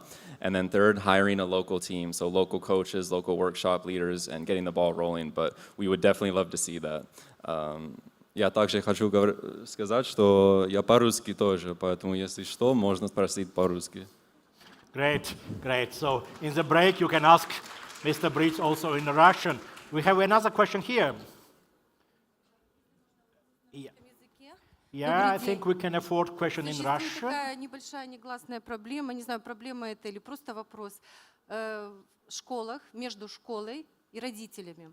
Если ребенок себя плохо ведет в школе, почему-то у родителей претензия, что учителя неправильно воспитывают, неправильно учат. Или учителя, наоборот, имеют претензию к родителям, что родители дома плохо воспитывали этого ребенка. Кому адресован ваш Есть ли вопрос? у вас такая проблема и как вы ее решаете? Пытаетесь ли вы объединить родителей и учителей в решении этой проблемы? Кому адресован вопрос? Всем понемножку. Всем 2 минуты каждому. So the question is, in Moldova we have a problem or a challenge that when a child is not behaving well, the parents give responsibility to teachers and vice versa. So is something similar existing in your cases? The question is addressed to all of you. And if yes, if something similar is existing is also in your context, how you deal with the challenge? It's a big challenge, in fact, because you know our own history from the French Revolution, and it's a very important step.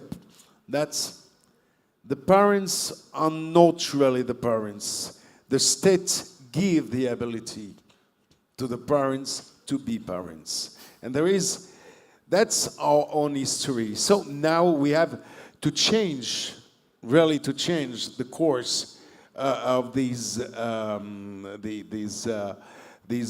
political projects, in fact, from the revolution.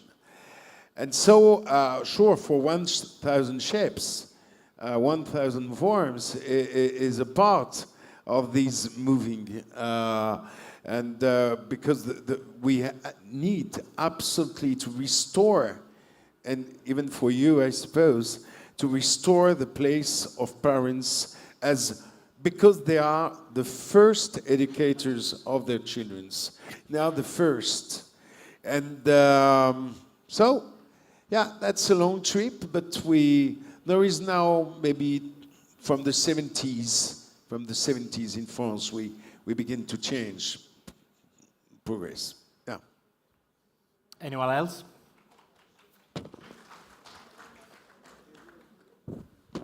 Do we want to add anything? Sure, I can make a few points. So we really heavily involve students in the parents. We heavily involve parents in the process, in the curriculum. The first month of a student's time in TUMO, their parents get to come for the orientation. They get to see what is TUMO, see what their students are working on.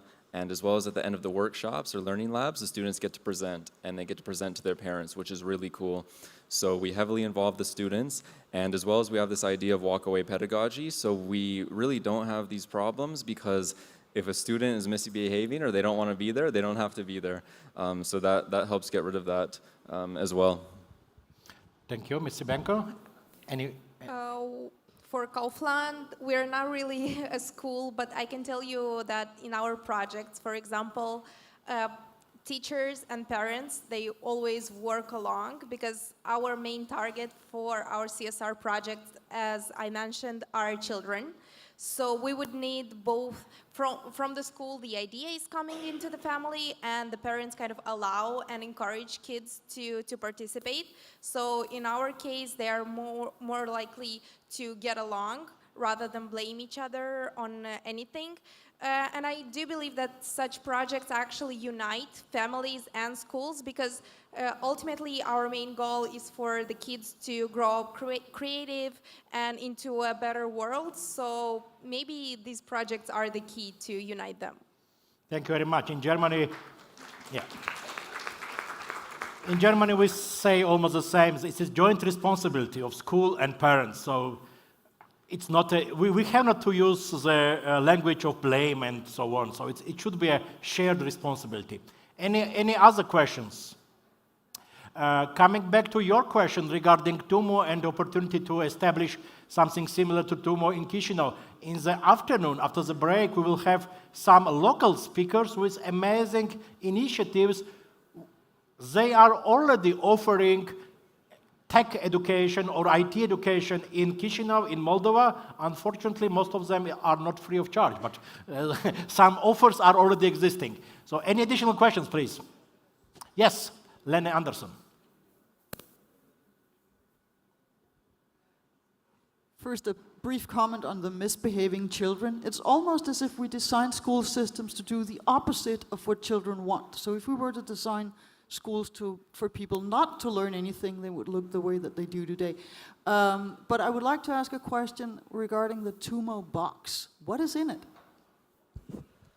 Yes, great question. So the TUMO box, it's a shipping container, repurposed shipping container, and inside of it are 16 iMacs, so it's very similar to a TUMO workshop room. So the students can go there, do their self-learning there. There will be 2 coaches at any given time. The coaches are the ones that walk around during the self-learning, answer any questions if there's any questions, and so these are 16 students at one session, and they can serve up to 400 students per week in the box. And since it's a box, it's super easy to deploy. If they want a bigger one, we could put 2 together, 3 together. So that's the TUMO box initiative, and we have many in Armenia, which it's hard because there's no sea in Armenia, there's no ocean in Armenia, but we can still make it happen. So it's easier in other countries as well, where there is a water port or a country nearby with a port to the sea. Thank you very much. Thank you for sharing your experiences. Dear friends, our session is almost over. At 3 o'clock, after 1 hour, we will meet again in this room. Allow me to thank again to our distinguished speakers for sharing the great experiences. I hope Chișinău and we all will learn a little bit from you. In the afternoon session, we will have again a variety of speakers, many from Moldova, but also international speakers from Greece, from France.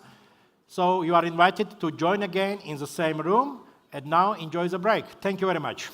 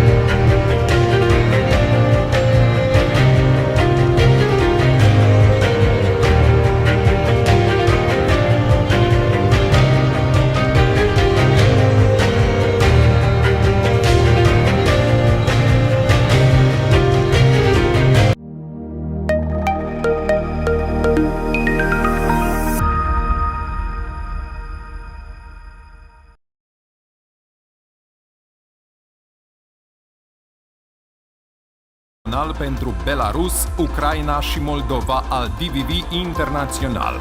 Pentru a modera panelul, Oraș care învață. Bună ziua, good afternoon. Colleagues, friends, please sit down. Let's close the door and let's start. Welcome to the second session on learning cities. We will have, again, very interesting speakers. We will have 5 presentations, 2 foreign guests and 3 presentations from Moldova. Today morning we were talking about learning cities and about UNESCO network of learning cities. 2 our speakers are representing learning communities and learning municipalities, members of the UNESCO network. It is my pleasure to invite to the stage, and I would invite all guests to come front and take seats, Mr. Timoleon Pietris, please.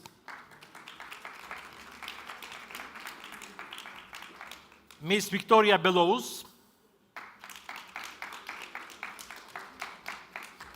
Mr. McAuliffe, William McAuliffe, Irina Oriol, Miss Irina Oriol, please. And last but not least, Dumitru Gangaluk, please, welcome. I didn't introduce the guests because I will do it now. Welcome. Thank you for your readiness to be part of this panel. I'm delighted to introduce you to our audience. We will start with Timoleon Pietris. No, please remain sitting. I will invite you to the microphone. Before, I would like to say some words about you, if you don't mind. So, Mr. Pietris is youngest deputy mayor in the history of his municipality. I think it deserves applause. Thank you very much. He is responsible for tourism, and he comes from Greece, from the city of Corinth. It's a nice historical city. Near from Athens, 50 minutes. Great. And how much time you need to at Athens? 5 minutes. 5 minutes. 5 minutes. Okay. 1 hour. Okay. And you are going to speak about the experience of your city, learning city, and especially how you use tourism in the context of learning. Of course. The floor is yours, please.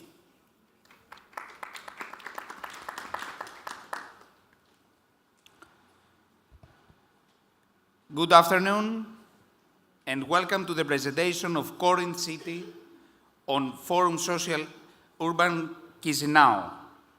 We are excited to share with you today the importance of creating vibrant and inclusive learning communities and how cities can play a critical role in fostering lifelong learning. So, let's dive in and explore together how we can build a brighter future of ourselves and our communities through learning. Okay. The municipality of Corinth You can look on is the gateway to mythical Peloponnese with a population of 60,000 inhabitants. It is a city with a strong historical, archaeological, and cultural heritage, with a unique folklore, tradition, and significant natural landmarks. It is remarkable cultural and natural resources constitute significant comparative advantages that make it an ideal field for designing a truly innovative policy of tourism development. The region guards a unique treasure in the world. The municipality of Corinth has archaeological sites, such as those of ancient Corinth, ancient port of Kechries and Lechio, among others.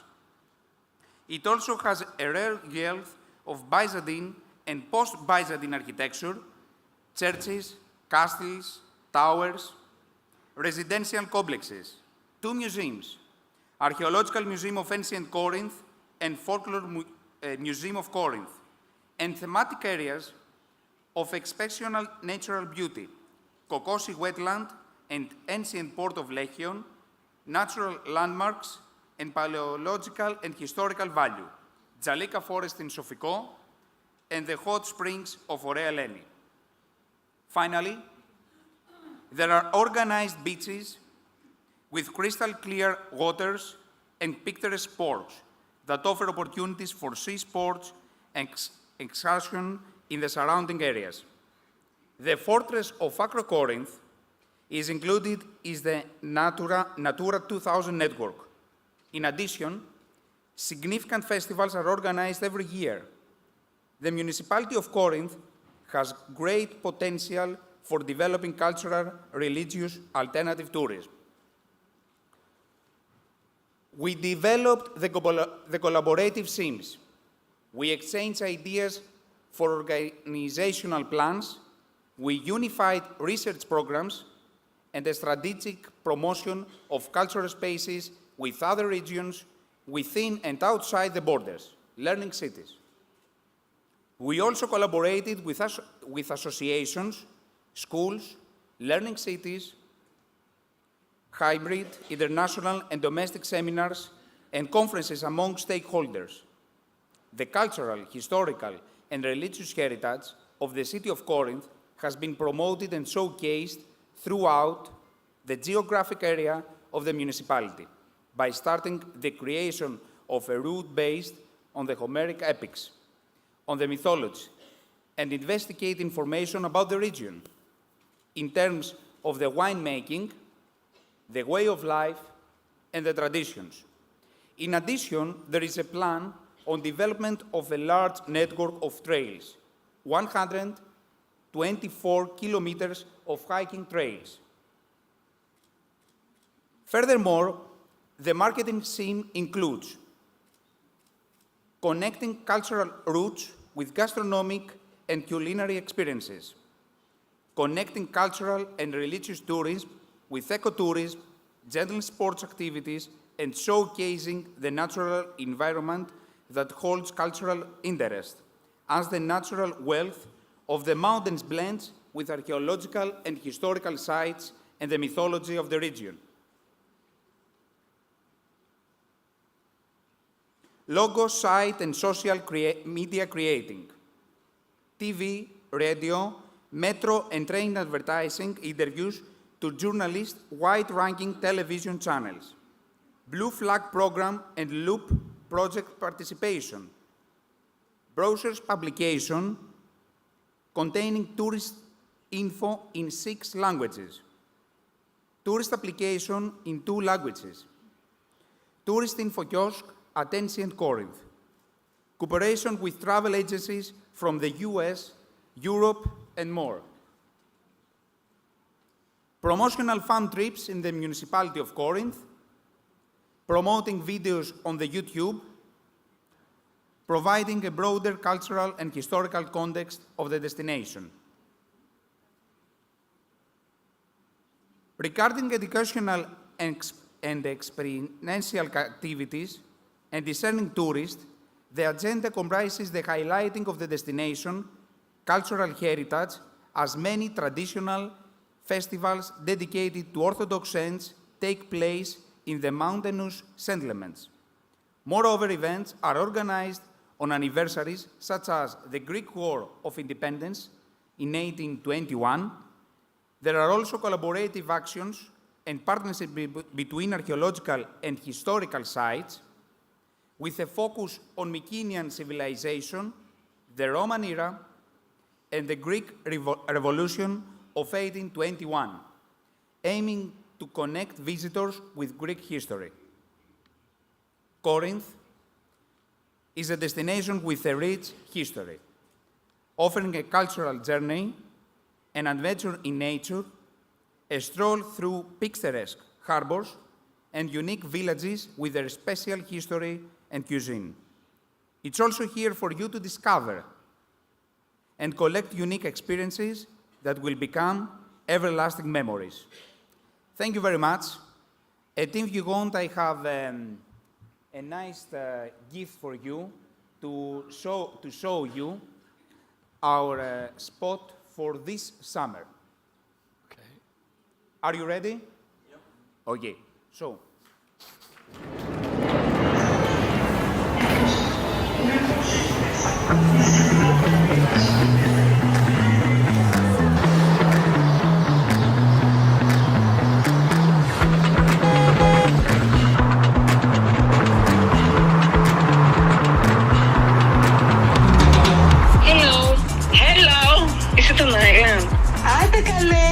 It's my land, Corinthos. It's far. 50 minutes from Athens. Come for lunch. Κόπιασε.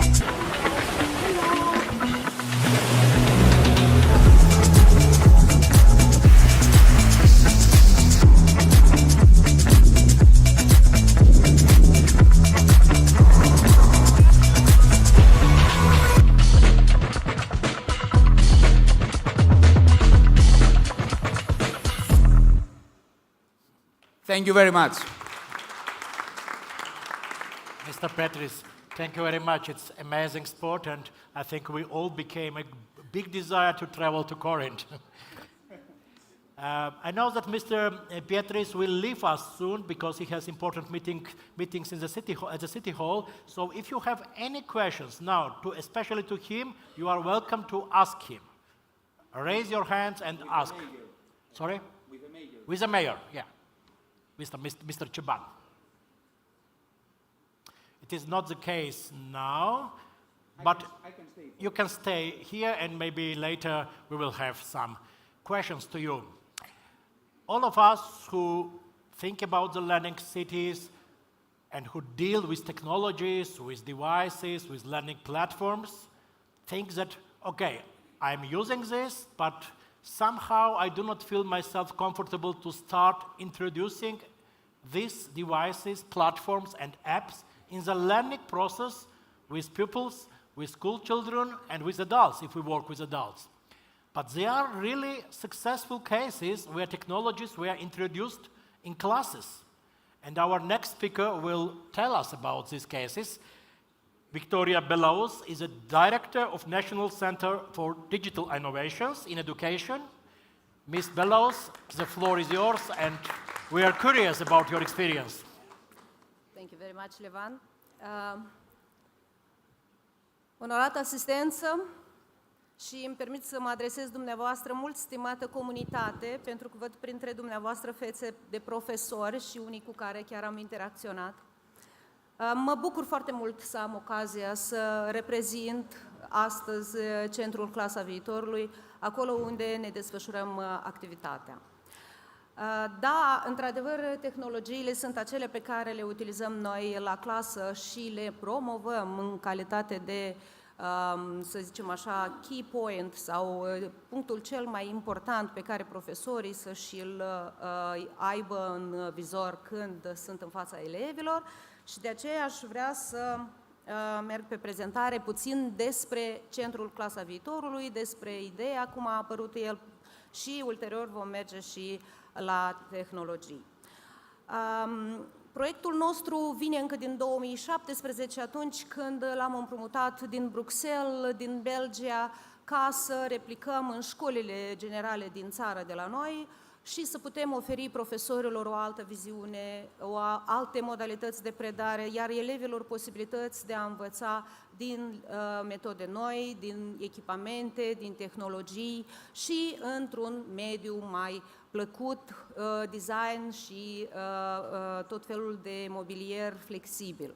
Atunci, acest lucru a fost foarte benefic și s-au adunat mai multe instituții, inclusiv Ministerul Educației, Culturii și Cercetării pe vremea aceea, inclusiv Universitatea de Stat, Pedagogică de Stat Ion Creangă și, bineînțeles, fondatorii de bază și partenerii noștri, pe atunci proiectul de competitivitate finanțat de USAID, Suedia și UK și Fundația Orange Moldova.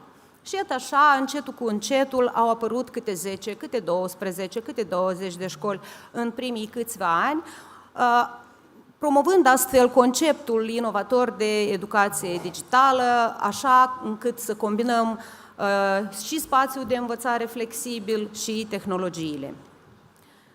Da, elementele de succes nu sunt întotdeauna numai mobilierul frumos și tehnologiile de ultimă generație, dar bineînțeles sunt oamenii sau profesorii, cei care îmbină de multe ori elementele succesului într-un tot întreg din mai multe componente. Adică profesorii trebuie să fie cu viziunile noi, digitalizați, mediul atractiv și tehnologiile, bineînțeles. Aceste 4 ar fi, plus educația modernă, acestea ar fi elementele cheie pe care noi le îmbrățișăm. Ziceam mai devreme că în 2017 au fost deschise primele școli în țară la noi, după care, când venea vorba ca profesorii să fie instruiți sau să poată să utilizeze tehnologiile, că tot se făcea reparație, se aduceau tehnologii, se punea și mobilier nou totul, dar profesorii aveau nevoie de multă instruire și de multă, să zicem așa, ghidare în utilizarea tehnologiilor. Și iată, atunci a apărut ideea de a deschide un centru în Chișinău, Centrul Național de Inovații Digitale în Educație. Aici pe slide vedeți că avem 62 de școli la momentul dat în țară, le vedeți poziționate în raioanele de pe harta țării noastre.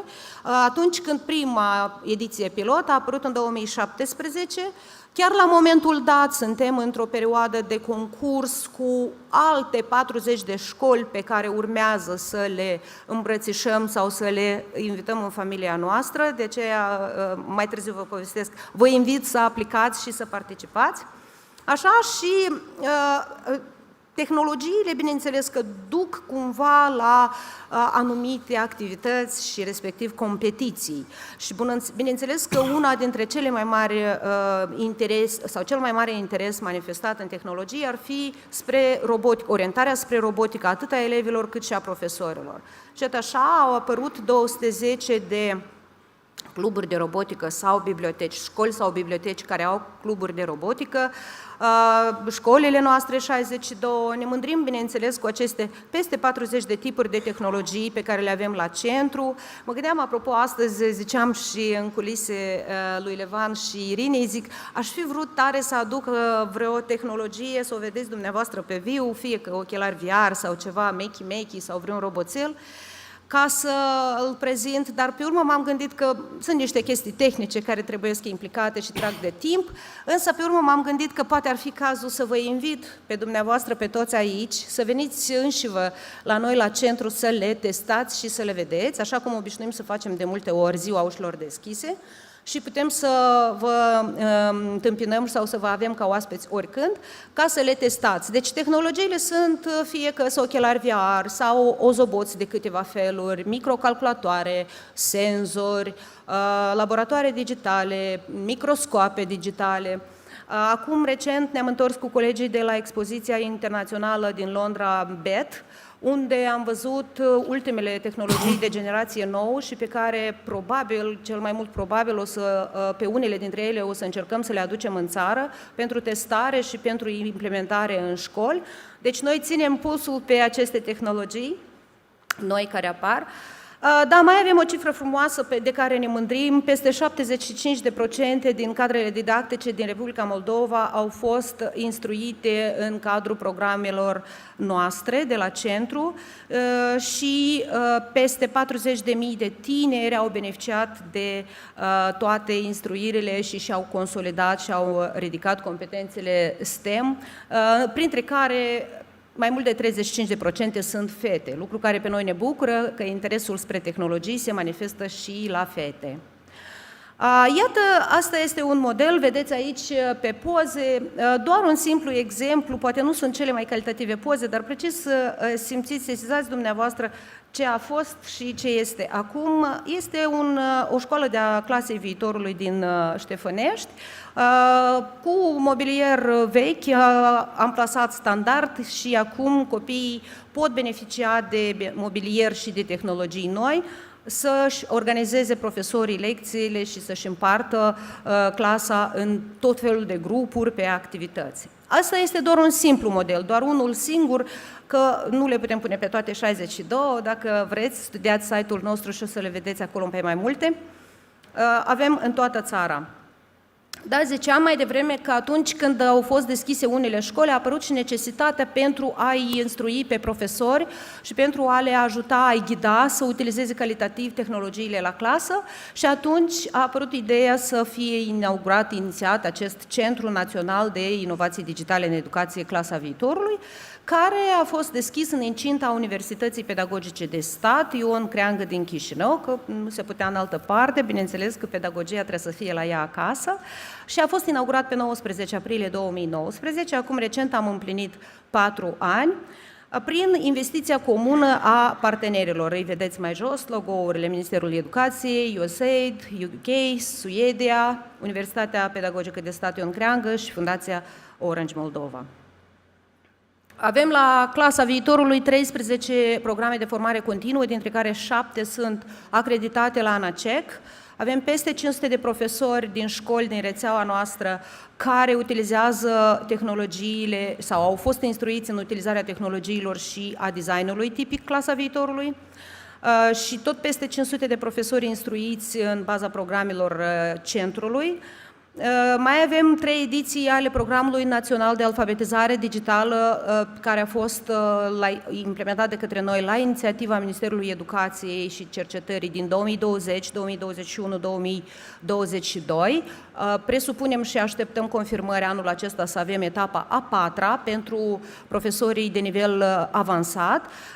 În acești ani am avut peste 25 de profesori din școala generală care au absolvit instruirile de formare continuă și peste 10.000 de profesori sau educatori de grădinițe din învățământul preșcolar.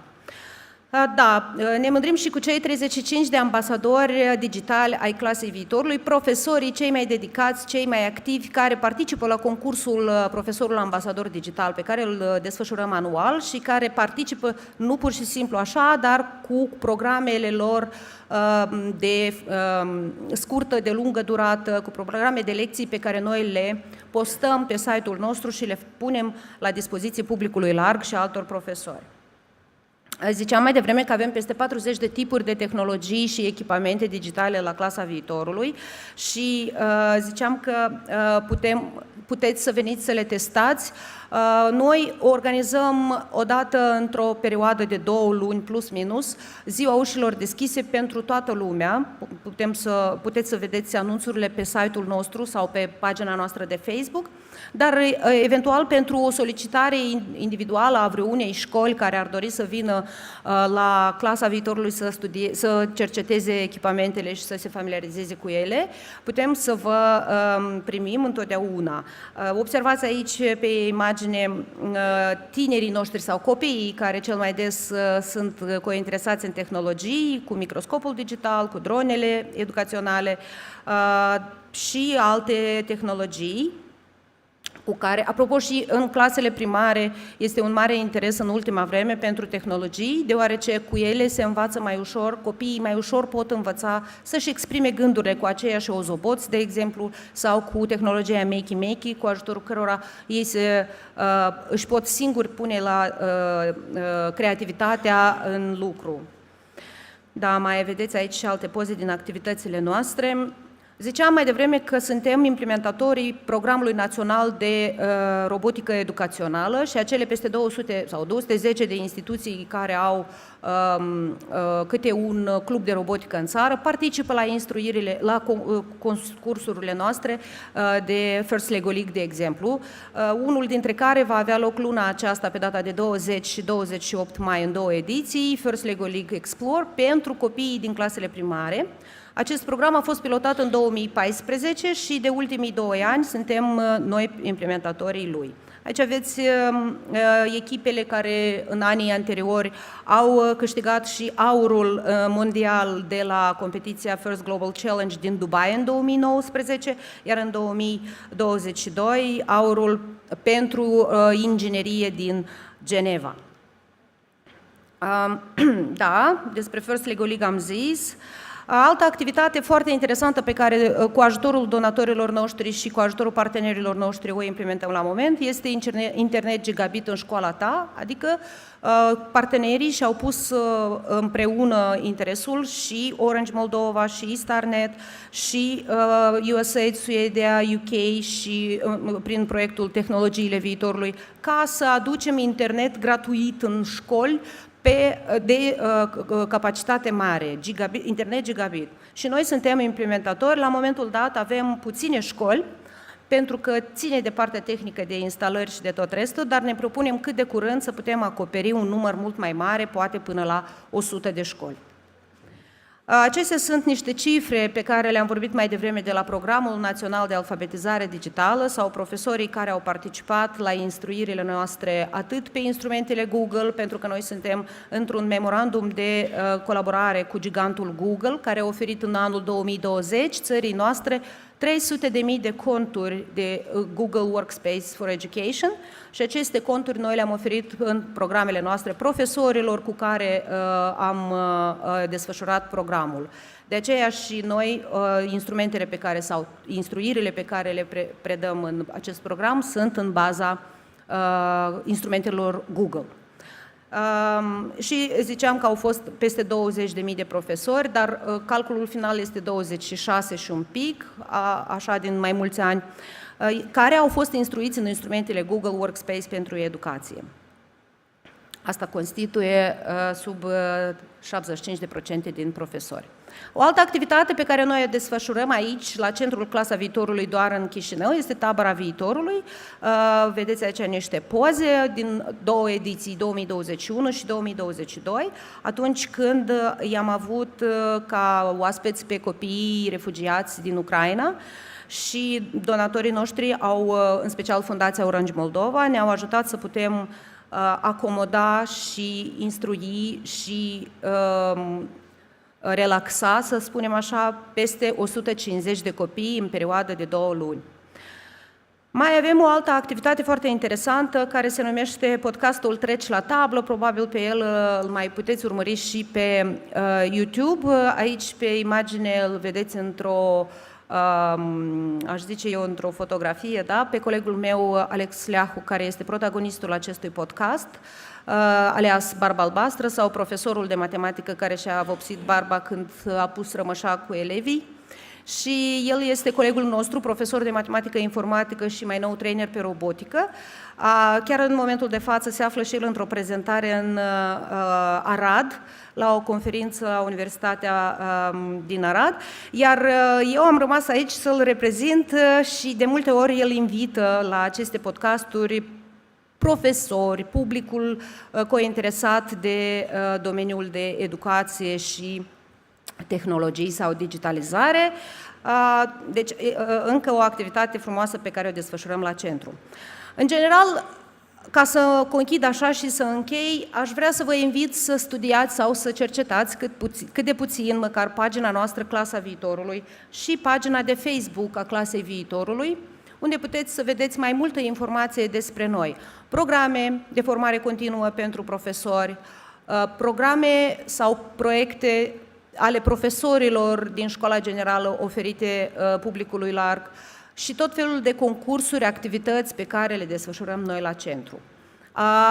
Puteți să veniți sau să ne contactați ca să ne faceți o vizită, să împrumutați aceste bune practici, indiferent dacă, de exemplu, în școala dumneavoastră sunt mai puțini copii și să zicem că n-ar putea să treacă concursul la momentul dat pentru a obține donațiile și posibilitățile donatorilor, însă noi vă putem absolut gratuit consulta pe proiect, pe design, pe tehnologii și pe expertiza noastră. Așa că vă invit cu mult drag la Centrul Clasa Viitorului. Vă mulțumesc pentru atenție. Dear Victoria, thank you very much. It's impressive, your work. It's important work. I think we have in the audience a number of teachers. They are, I know about it, and they will use your invitation and will come to you and try your equipment. In microphone? You should find theirs? Yeah. Great, so there is an invitation, use it. Our next speaker comes from Ireland, from the second biggest city of Ireland, it's the city of Cork. I met the gentleman, I think 3 or 4 years ago in one country of the region, and already at that time I was impressed how far-looking is the city of Cork in developing learning city, because they started not as Corinth or Chișinău in 2020, but already 2002, the first blueprint was elaborated, and one of the goals of this document was to create learning city. And imagine, when we speak about the learning city, and we mean lifelong learning for all, but longest period in our life is adulthood. So it means that we should support also adults in continuous learning. And Mr. William McAuliffe will tell us how in the city of Cork they do also adult learning. By the way, he is the co-chair of the Committee on Learning City in the Cork and chair of the Learning Festival of the city.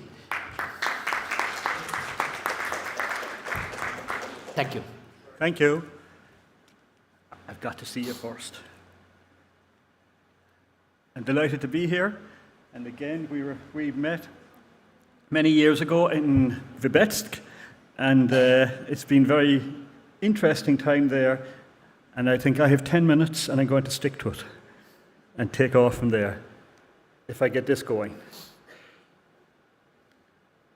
That's where we are, out on the western seafront. You can see passing over all the other countries, and Cork is in the southern part. You can see in the very corner of Ireland, down south, just on the coast. It's a city, if I get this going, I'll be doing very well. Yeah, population 210,000, small enough. It's a UNESCO Learning City since 2015, and we hosted, even though the size is very small, the UNESCO International Conference in 2017. The previous cities were places like Shanghai, Mexico, pretty large in comparison to Cork. Key challenges for us is that there really is no blueprint. There is no map, and that's important. I don't think we should try to follow anybody else. It's your city. You try to do it your way with your people. It's complex at times because you're dealing with different organizations. And then organizations are silos. Quite often you have a Department of Health, a Department of Education, a council, all operating separately, and maybe at times not talking to each other. And that can be a challenge all of its own. And then lastly, no one organisation can really do it on their own. So Cork, as a city of learning, is very conscious of creating a culture of learning. And that's for all people. And it's for all forms of education. I hear there are lots of teachers here. I happen to be one myself, but I'm retired, but I'm doing part-time work in different areas of education. And I think we need to stress that it's formal, non-formal, and informal. It's not just classroom-based by any means. And I think there's a lot of learning for all of us in that. And again, even the use of education, I think we've tried to change that more into learning as opposed to just education. One of our key points, and this picture shows it there, was in our international conference in 2017, global goals but local actions. And that's where the action really is. And the 4 people together with their arms up in the air is a symbolic shot at that conference of key leaders in Cork collaborating and working with each other. And that breaks down a lot of the silos. Now, through policies, and I'll get to that in a moment, the lifelong learning partnership projects. I think a learning city is what a learning city does. And we can talk all day, but unless you can see and live a learning city, it doesn't make much sense. One of our key aspects of a learning city is a lifelong learning festival. And going back to 2002, this is where the whole thing started, from a simple idea in a council policy where a suggestion was to start a learning festival. And this was a very simple idea where the motto was to celebrate learning, participate in learning, and investigate learning. And I think a key word for us was to celebrate learning, because it's not a word we often associate with learning. So, again, all the events are free for this festival, and we have around 10,000 engaging 15,000 citizens throughout a week of free activities. If I could give you a short clip of what the festival entails and what it looks like in reality. Could we show the video?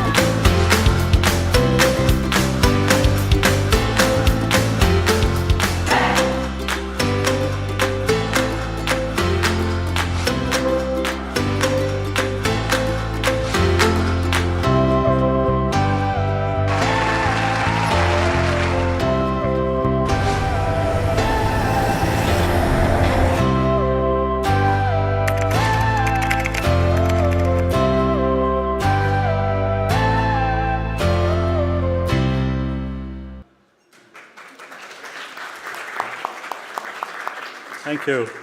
I think these are all clips taken from a week of the festival. And it just gives you the variety of things that happen over that time. But also, all these events are from organisations and community groups and people who are working in the city anyway. All these events are going on week after week. We mightn't just hear about them. And the festival is an opportunity to bring them together, to showcase their work to other groups in the city and share what they're actually doing. That's just more clips of it there. One of the key points behind all of this is that 4 lead partners, as I suggested already, and they have signed a memorandum of understanding which focuses on learning for all, promoting inclusion, prosperity and sustainability. And it's also built on the Cork City Declaration adopted by the Beijing Declaration in 2014. It ties us in with the international policies and practices. Another part of our learning city in Cork is what's called learning neighbourhoods. And this is like dividing the city into smaller sections where people within a neighbourhood come together and they work as a little unit in figuring out what they want their neighbourhood to look like. It means they can collaborate with each other, quite often in communities and in neighbourhoods. Again, they can work in silos. In small areas of the city, people don't know what's happening right next door. And this learning neighbourhood idea helps to facilitate bringing people together to be able to work more closely with each other. And the key points of it are, it's community-led, it's public engagement, it's local people doing it for themselves. I'd also like to stress, a lot of these things don't cost anything. They're already happening. But it's the coordination of them within a city and within a neighbourhood. And it's facilitating what's already happening. An event that we discovered during the COVID, when we couldn't have a festival, was that we decided we'd celebrate lifelong learning in the city by having an award ceremony. And this meant bringing different groups. We had 10 categories from the cradle to the grave, where we invited people to submit what they see, what they celebrate in learning in the city. And we had quite a lot of applicants, and we've had 3 successful years of running Learning City Awards. This is a complicated slide, really. I won't concentrate on it. It just gives you an idea from the centre of a learning city what has evolved over the last 18, 19 years. There's the learning workplace, the learning neighbourhoods, the learning festival. There's lots of little things have spawned off from the idea of a festival going back 18 and 19 years ago.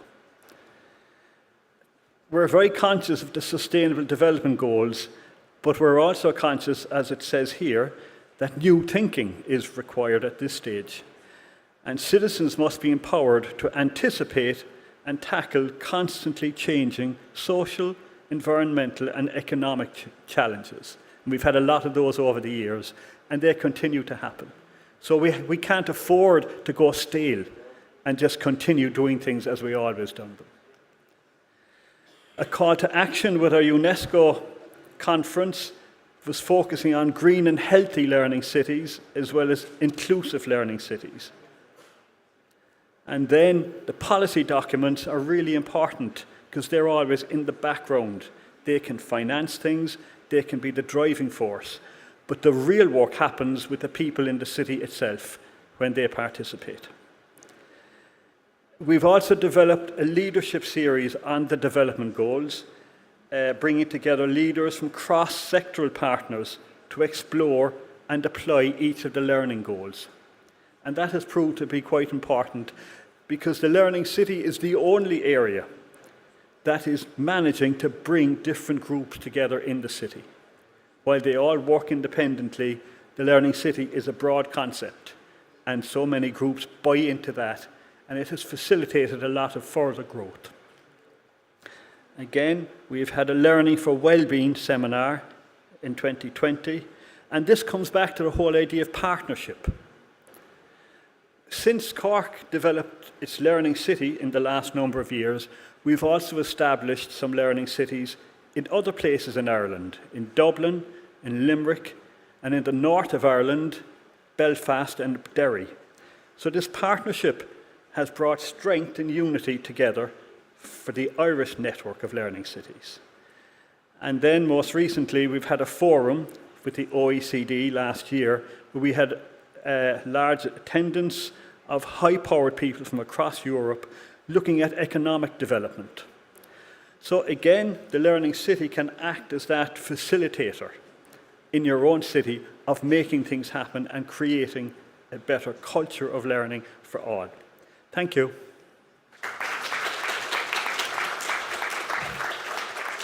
Thank you very much, Mr. McAuliffe. I have a couple of questions. I'm not sure if by the end we will have enough time to put questions, so allow me one question already now. When you are talking about the learning festivals, from the point of view of a city official, what is the goal? Why the city should promote a learning festival?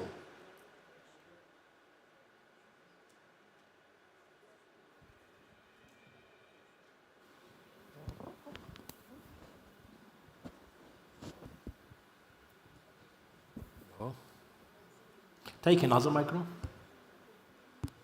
Yeah, take another micro, please. Why should we promote one? Hard question. So, what is the hope? What will happen with learning festivals? Simply, when we started, we didn't know what we were starting, to be honest. We just thought it was a good idea to celebrate learning, celebrate it. And joy of learning and celebration. Associate. It started very small, just a 2-day simple festival where we were out beating the hedges, getting people to take part in it. But I think once people took part, after one and after the second year, definitely, we didn't have to go out calling on people. They recognized it for themselves, and they were part of a greater picture. So some of the smallest events that might happen on a weekly basis in the city might involve 10 or 20 people, might involve 100 people. They were now part of a larger scene in the city, and were very happy to be part and recognized within that. So it meant they weren't just isolated doing their own little thing. They had a bigger platform to work from. And since then it has built and built so that now we have groups who are very anxious to be part of the festival. We don't have to go looking for them. Thank you very much. It's really important to celebrate learning and to invite people to make again new experience with education, because many of us had somehow negative experience in the school, and it's important to realize that not each experience should be similar, and to experience new joy in the learning. Thank you very much, Mr. McAuliffe.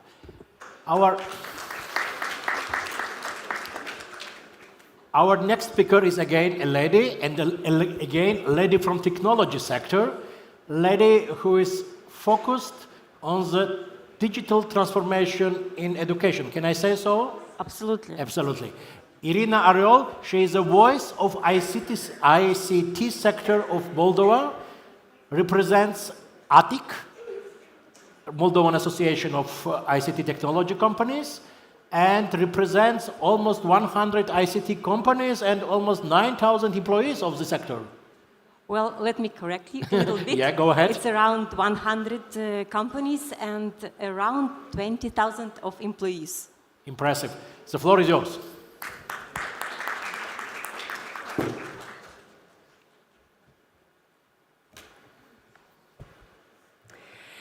Good afternoon, ladies and gentlemen, dear guests, dear colleagues. Let me address to you like this. I hope all of you heard about the project I will present right now, but I think together we will make it very interesting as experience. Tech in Every School program is the largest and most impactful educational project in the Republic of Moldova. And the goal of this project is to equip students with the future skills, so in 5-10 years we can have professionals in our labor market getting all necessary hard and soft skills. And our mission is to cultivate these professionals jointly with you, because ATIC actually is trying to bring together education to private sector.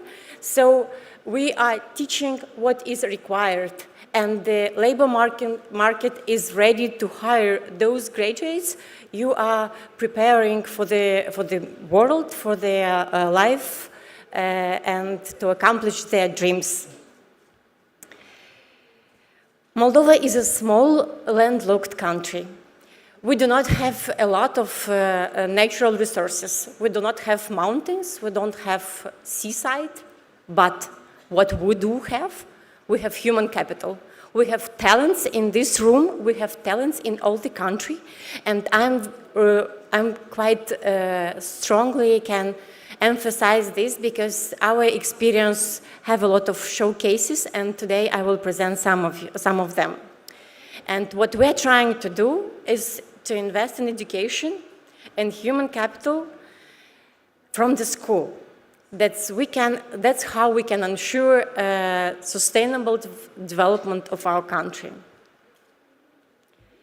Tech Will in Every School project is connected already 60% of high school in the country, but by 2024 we envisage to have 90% of high school connected to this project.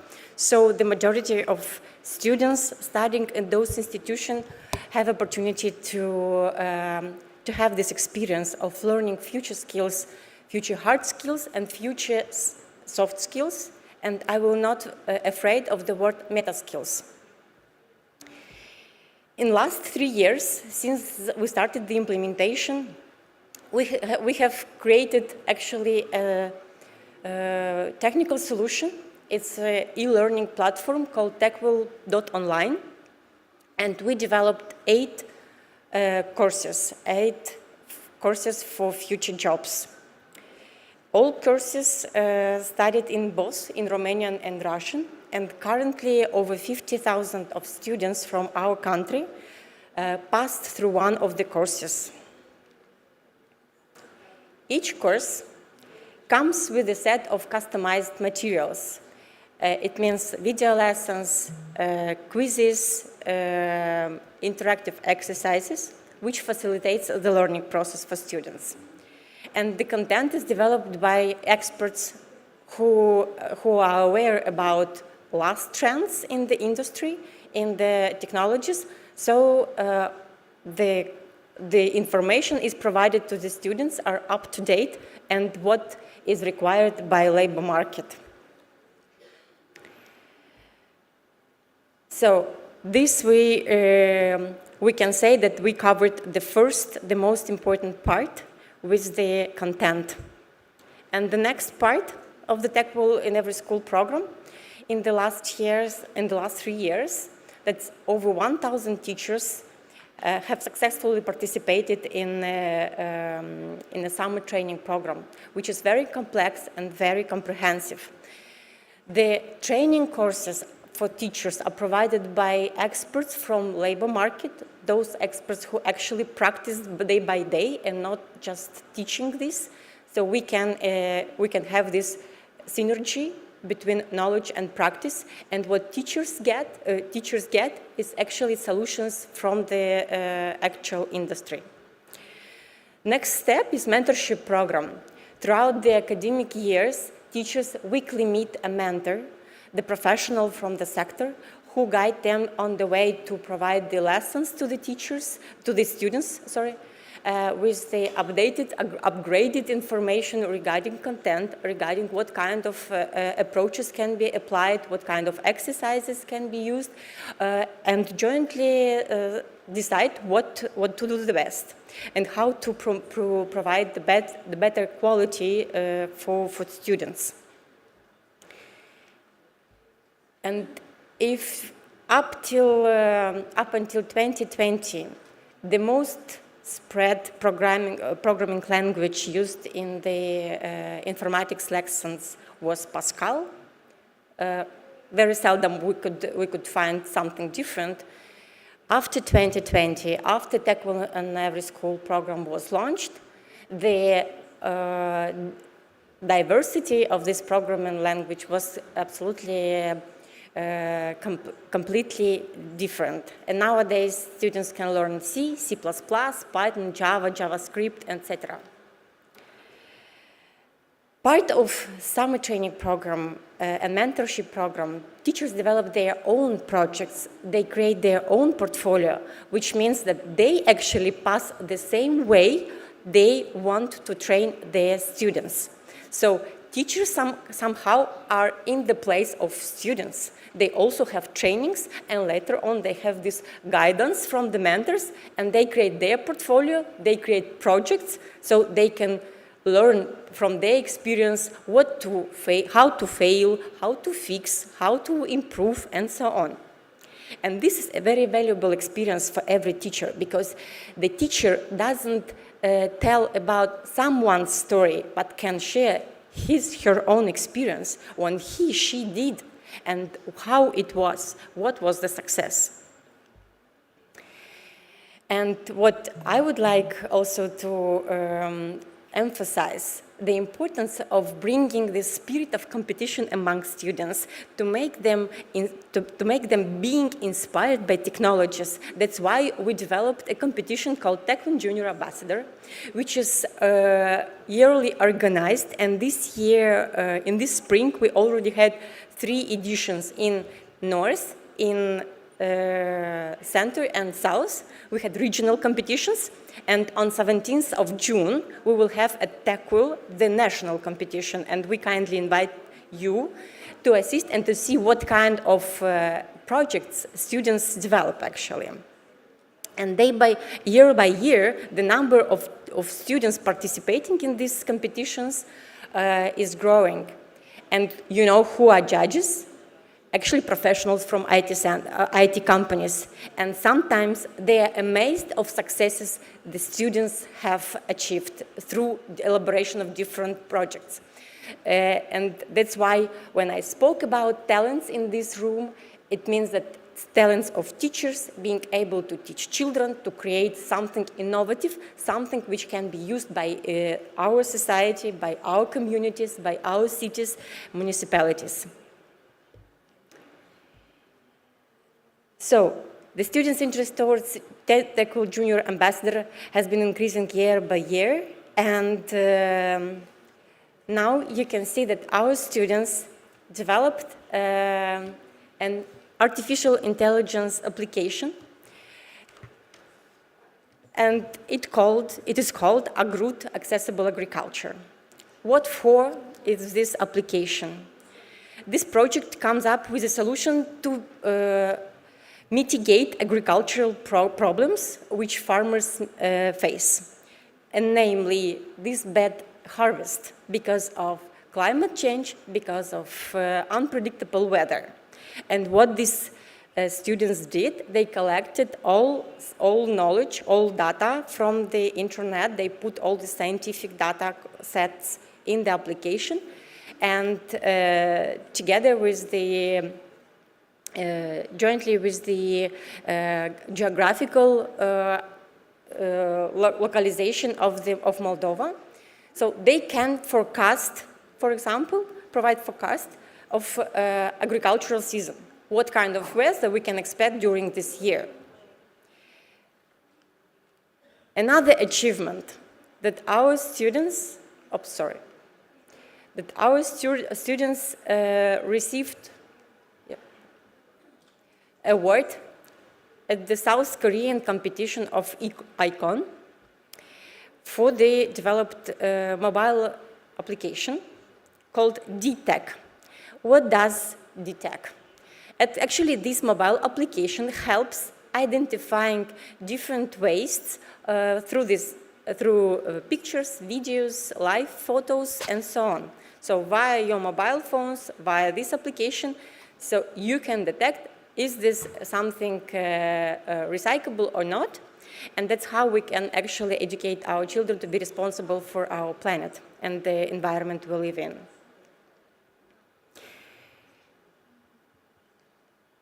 So,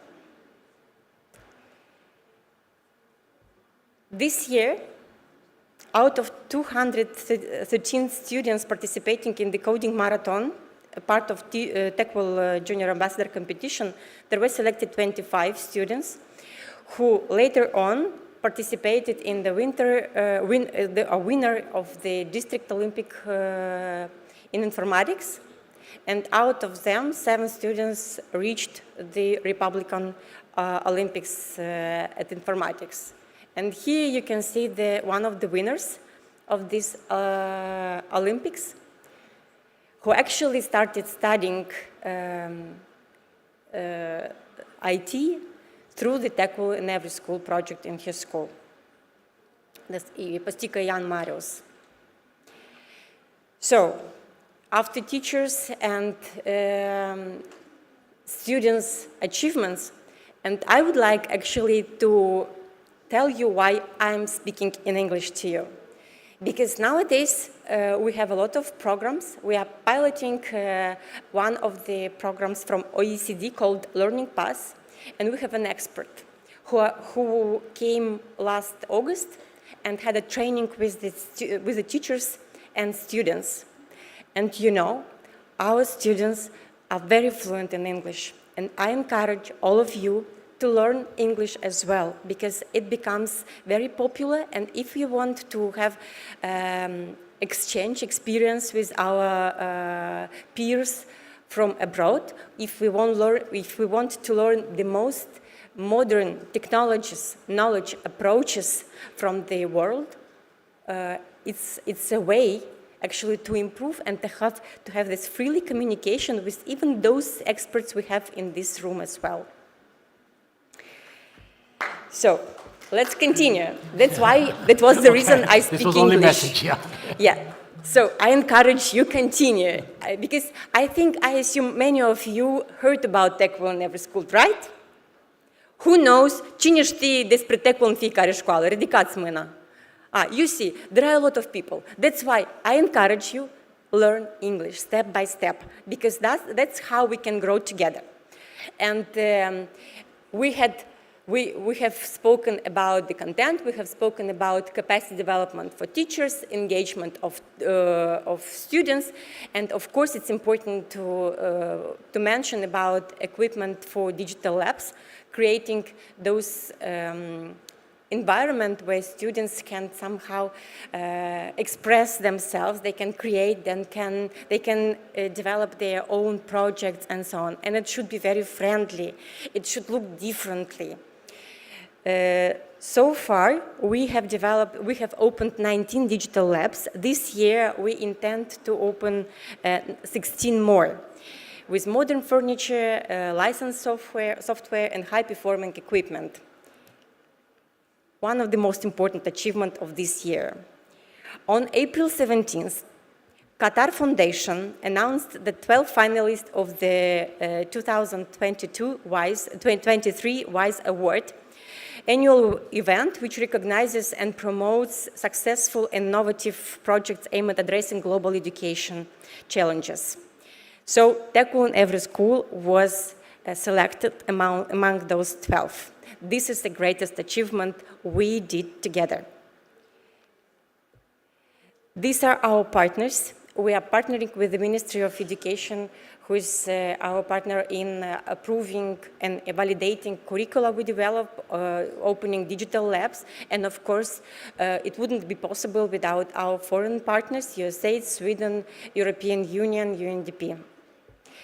And this month, on 16th of May, there will be organized second EdTech Forum in Cahul, and we kindly invite you to share all those successes we have gained during the year, so we can share them, we can discuss about them, and to see what we can do in the future.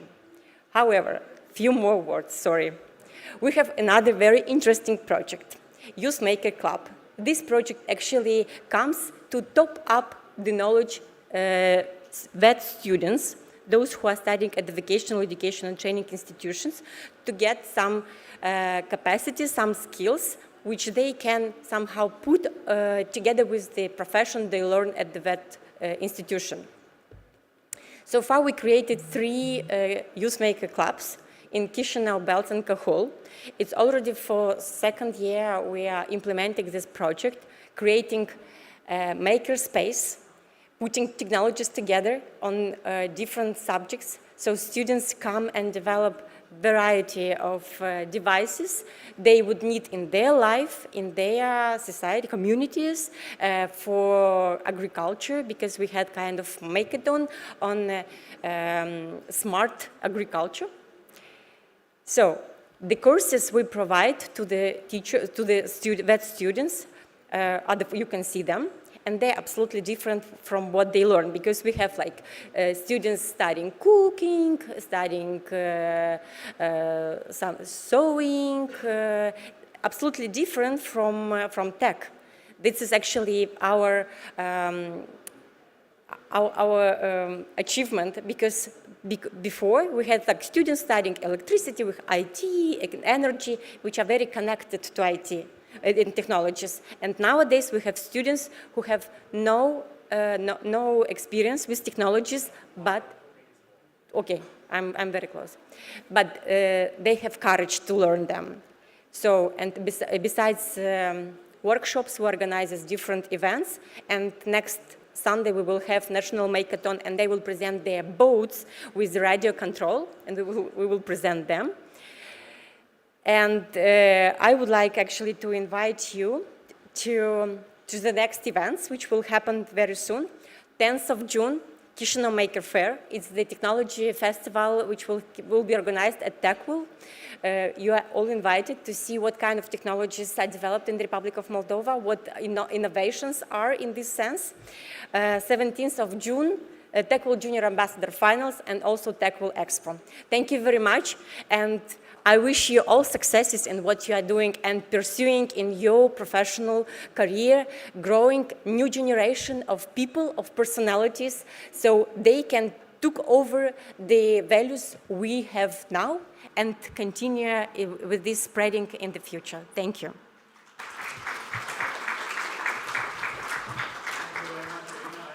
Especially the success stories of young people which received awards and won competitions.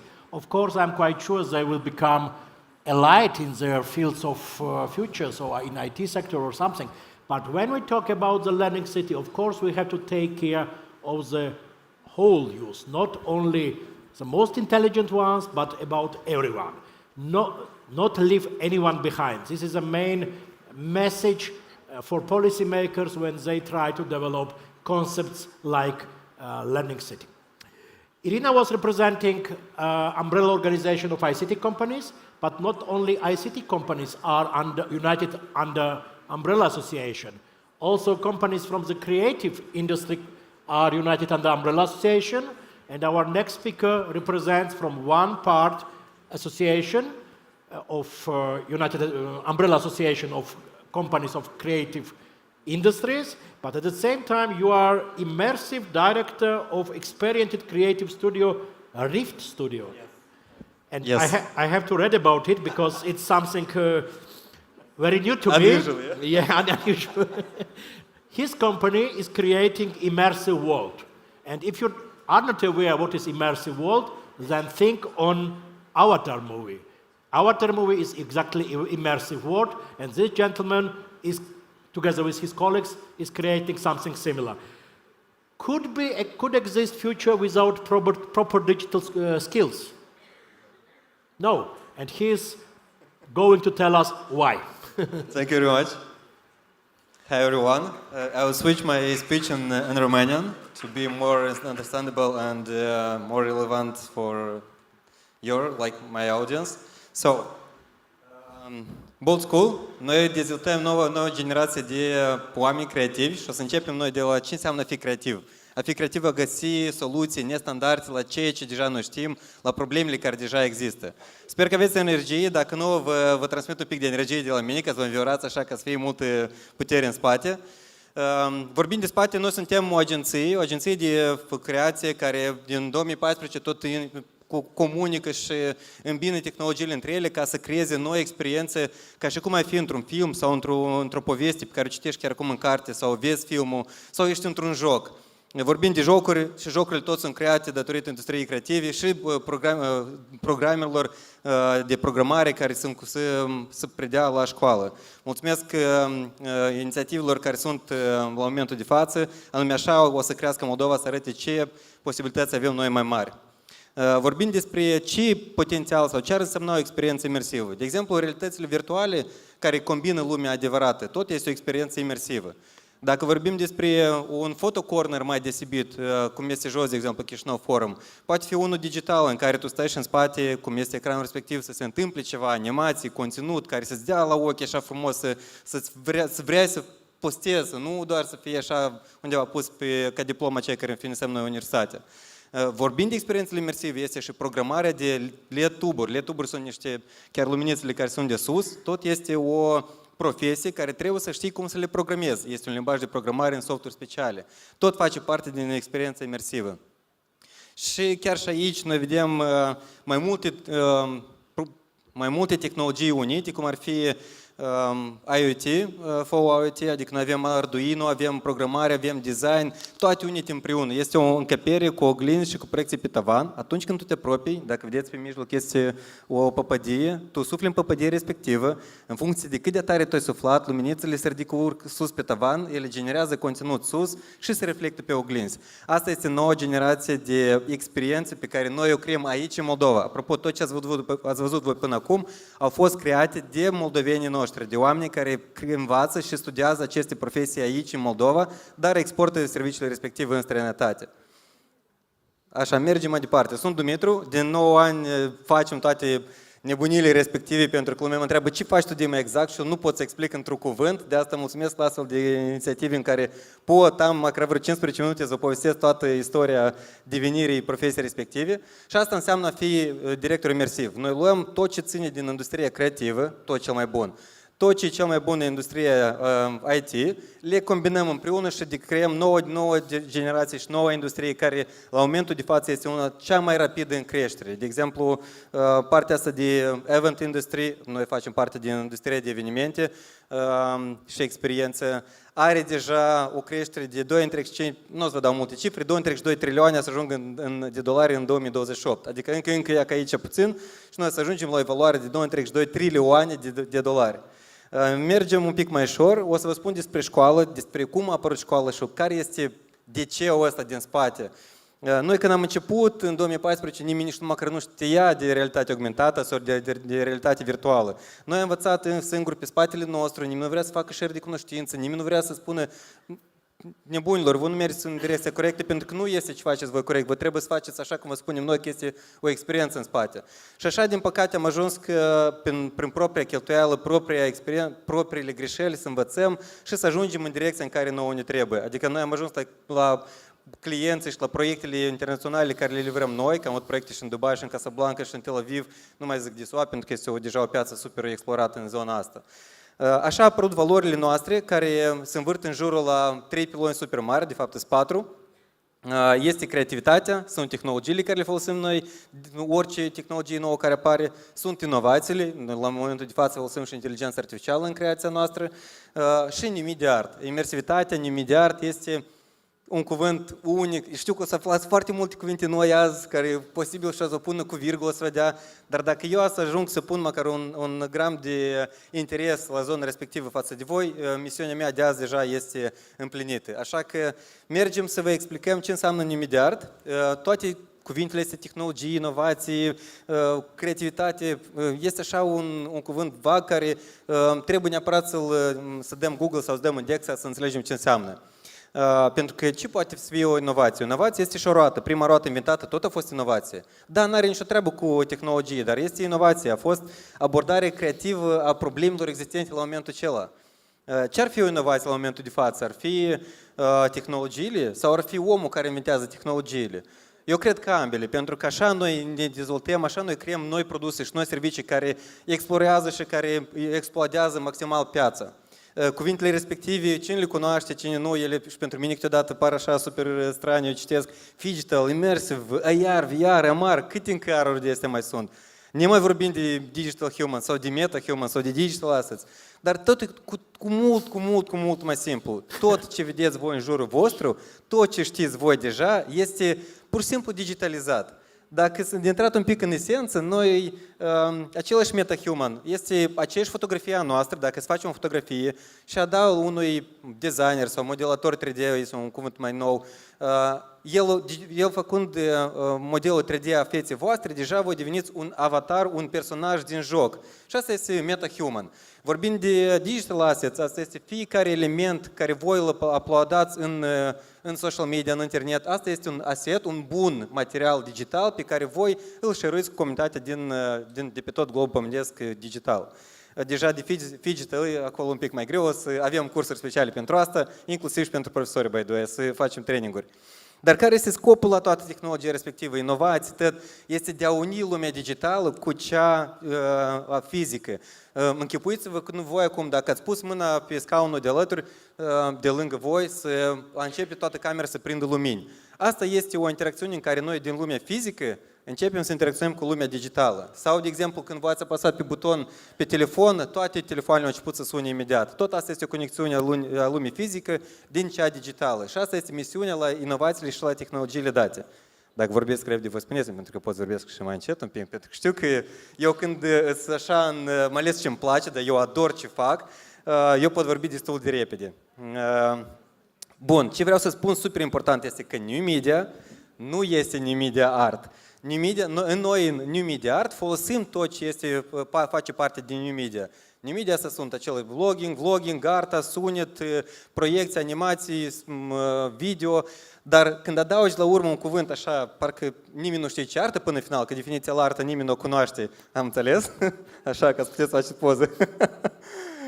Dar când adunați sau adăugați la urmă cuvântul ăsta special art, deodată devine frumos, deodată devine nestandard și neobișnuit. Și asta este scopul la New Media Art, că noi să aducem frumos în viața noastră, pentru că în jur atâta se întâmplă, atâtea momente rele și mai puțin rele și mai puțin bune sau bune și cu artă noi facem viața noastră un pic mai frumoasă. Și ca atare asta și este scopul artei, ca viața noastră să devină mai frumoasă și mai dorită. Am trecut ușor peste ceea ce înseamnă New Media Art și conceptul lui toate lucrările, by the way, care le vedeți voi aici, apropo, toate lucrările care le vedeți aici sunt lucrările făcute în Moldova sau în afara Moldovei, dar strict de moldoveni. Ca să știți cât de mândrie mare am eu față de toți moldovenii noștri și de noi toți. Mulțumesc mult! Un pic de cifre ca să înțelegeți de ce este important ca un consumator să treacă prin experiența respectivă imersivă, ca să parcurgă sau să înțeleagă mai mult produsul sau serviciu. Pentru că noi, ca oameni, suntem mai predispuși să cumpărăm ceva atunci când trăim emoțional sentimentul sau facem legătură cu produsul sau cu serviciul dat. Și atunci, asta ar fi noi modalități prin care brandurile sau companiile sau consumatorii finali poate să interacționeze cu produsul său. Ce asta înseamnă pentru branduri? Asta înseamnă o nouă piață de desfaceri în care tu poți folosești talentele creative și IT pentru a crea noi experiențe. Și atunci stăm și ne întrebăm cum ar fi emoțiile care trebuie să noi le trăim. Fix cum este Harry Potter și cu Patrick din desenul animat.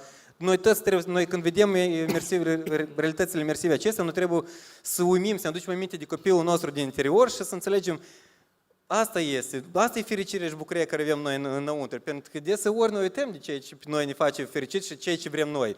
De obicei, noi facem ceea ce trebuie, pentru că trebuie acolo, trebuie aici, dar noi la New Media Art și la Bold School facem ceea ce vrem. Și ceea ce vrem de obicei este frumos. Și nu numai că este frumos, dar este și de impact. Și trecând încă o dată la impact, creativitatea unește. Asta din nou este proiectul făcut de moldovenii noștri. Am mai spus, dar n-a să continui, n-a să mă opresc să spun despre asta. Creativitatea unește lumea și scopul nostru este ca să unim lumea. Ce facem noi diferit la școala noastră este că studenții care învață ceva au nevoie de suport de a face și următorul pas. Bun, eu am obținut skill-ul respectiv, ce fac eu mai departe? Stau în drum, pun placardul respectiv că caut job sau ce fac eu ca să monetizez inclusiv cunoștințele mele din domeniul artei, creativitate sau tehnologii. Și noi am făcut asta prin asta un festival care se numește Bold Fest, unde noi luăm cunoștințele studenților care au acumulat cele mai reușite lucrări, le transformăm într-o experiență fizică și le expunem în cadrul festivalului. El o să fie, apropo, în august aici în Chișinău. Bun, cum asta noi facem? Prin toolsurile, parcă ar fi banale, parcă ar fi cumva cursuri de hard skill, de soft skill, sau mai spun menționat și de meta skills, super fine. Meta skill-urile, în genere, sunt cele mai de top la care voi trebuie să atrageți atenție. Dar ce facem noi diferit este că noi luăm aceleași abordări clasice, dar le transformăm într-o abordare diferită. De exemplu, finalitatea la fiecare talk, open call este concurs de lucrări. Bootcamp este o tabără de vară, care se finalizează cu o expoziție a lucrărilor, unde noi nu numai că expunem lucrările artiștilor, dar și le dăm posibilitatea ca ei să fie văzuți de toată lumea din jur. Și lumea care vine din extern sau lumea care nu este atât de familiarizată cu domeniul respectiv, să înțeleagă, să poată să pună mâna să pipăie, să înțeleagă ce ar însemna arta asta digitală și cum poți face bani de pe ea, pentru că noi avem preconcepțiile că omul creativ sau omul de artă este cel mai flământ, cel mai sărac. Acum, dacă sincer, oamenii care fac artă au atâtea încasări, eu nu vă spune conturile, da, noastre care le avem câți acolo, dar e foarte, foarte profitabilă industria respectivă. Nu o să mă tem să spun că e mai profitabil decât IT. Sorry cine zice pe IT, dar asta este adevărul. Da, două direcții. Festivalul, am spus, de școală. Care este target audiența sau care este audiența noastră? Sunt tinerii care ori au skill-uri, ori abia sunt la drumul respectiv în care să înțeleagă, dar ce vreau eu să fac? Să mă duc la un job în care să programez ca să nu văd rezultatul final că lucrez la o programă care, Dumnezeu știe când o să fie prezentată sau o să fie arătată, sau să fac niște proiecte care mie îmi plac, pe mine mă plătesc, eu mă formez ca profesionist specialist și cred că astea trei argumente super puternice dau jos oricare argument, gen că trebuie să ai un job stabil sau trebuie să ai un job la o corporație care timp de 10 ani să fie numai la un post de muncă. Bun, a doua target audiență sau audiență, eu uit de terminologie, mă scuzați, a doilea grup de audiență este Marcomul. Marcomul fiind oamenii din marketing și comunicare. De ce ei sunt? Pentru că ei sunt potențialii clienți ai tuturor creativilor și a tuturor companiilor de IT. Cât de tare n-ar încerca noi să vindem, să ieșim la directorul de companie sau directorul de dezvoltare a companiei, oricum el pe noi ne redirecționa ori la departamentul de sales, care este direct dependent de departamentul de marketing. Așa că fiecare prietenul cel mai bun a creatorului este departamentul de marketing a companiilor. Și deja brandurile care, cum era de exemplu case-ul cu Kaufland, care sunt corporații cu inițiative care vor să dezvolte și să se implică în viața oamenilor și în viața creativilor. Eu sper să reușesc. Sunt 4 piloni. Unul pe cel mai important care vreau să atrag atenția este că creatorii care vin la noi la școală, dispun sau au posibilitatea să învețe și partea financiară, pentru că, da, noi învățăm ce înseamnă cum să creezi un soft, cum să creezi o animație, cum să creezi un creativ ceva, dar economia respectivă nu ne învață nimeni. Nimeni nu spune ce înseamnă taxă, cum să le optimizezi, cum să plătești, cum să scoți, dar ce să bagi în cost, pentru că asta este mult mai important decât a pune un cost. Exercițiul care l-am făcut noi la unul din cursurile noastre a arătat că 90%, hai să cifră din pod, din toți creatorii care au venit la noi la curs au făcut bugete total greșite până în final. Din 1000 de lei care convențional ei le-au bugetat, 950 s-au dus pe cheltuieli și au rămas cu profit de 50 lei care inițial trebuie să fie 1000, cum credeau ei. Bun, noi am învățat ce înseamnă New Media Arts și zona imersivă, posibil cel puțin am aflat cuvinte noi care ne-au strânit interes. Noi am aflat că el conectează partea de digitalizare cu partea digitală cu partea fizică, dar ne întrebăm de ce acum asta este atât de important, pentru că sunt 4 direcții super importante, super mari care se dezvoltă cu o creștere exponențială. Una dintre care deja am menționat este partea de evenimente, cum ar fi și conferința respectivă, partea de experiential marketing, adică marketing experiențial, ceea ce vă povesteam eu, că brandurile au o tonă de bani și au o tonă de necesitate de a comunica diferit cu noi consumatorii, dar au nevoie de soluții creative și atunci tot noi creatorii putem să venim să arătăm cum ei poate să comunice tot cu noi înșine. Și încă o zonă care este mai greu de perceput, inclusiv noi la momentul de față, sunt zona asta de NFT-uri. Cine știe ce NFT? O persoană! E bine, NFT este, dacă să explic tare simplu, noi avem bani în buzunar, da? Sau pe card sunt banii care noi fizic îi schimbăm pentru un bun. NFT este un fel de ban digital în care noi schimbăm bunul respectiv pentru un alt bun digital. Dacă tare simplu, pentru ca să nu vă complic cu terminologii. Și numai puțin, dacă voi vă întreba, dacă sunt aici studenți artiști sau potențiali artiști, sau dacă o să apropie de voi profesorii, studenții și o să întrebe, vreau să devin artist, ce trebuie să învăț, să nu spuneți că nu te băga în industria asta, pentru că nu artistul nu face bani. Zona de artiști independenți, la momentul de față, doar în 2022, a fost evaluată de 163 de miliarde de dolari doar în Europa. Și asta nu este omul care a vândut Mona Lisa cu 8 miliarde. Noi nu vorbim de zona respectivă, noi vorbim de zona creativă nou creată. Așa că fiți bold, fiți creativi și hai să facem un pic mai arți și un pic mai creativă. Mulțumesc mult!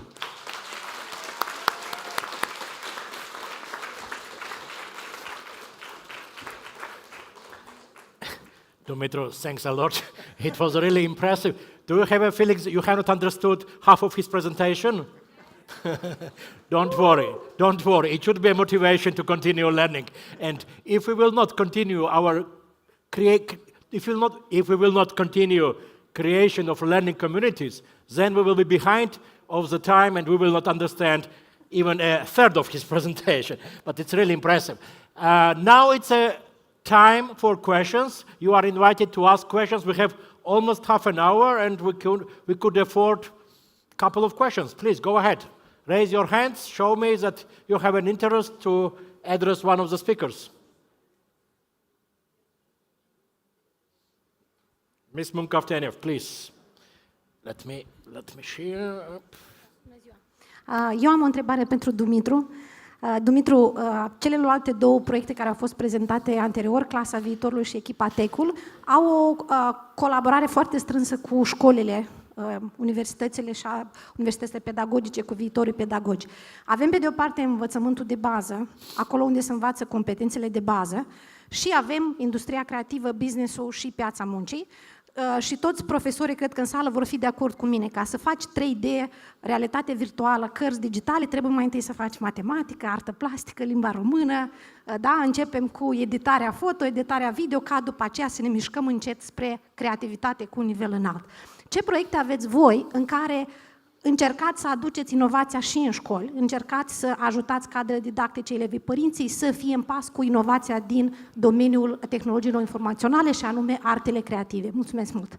Mulțumesc de întrebare. La moment de față noi nu avem proiecte atât de mari și atât de dezvoltate în așa amploare mare cum colegii mei. Noi suntem în primul an de activitate, dar curând o să apară cu siguranță proiecte care noi să vrem să le aducem și la școli, poate facem și o colaborare cu colegii cu proiectele lor.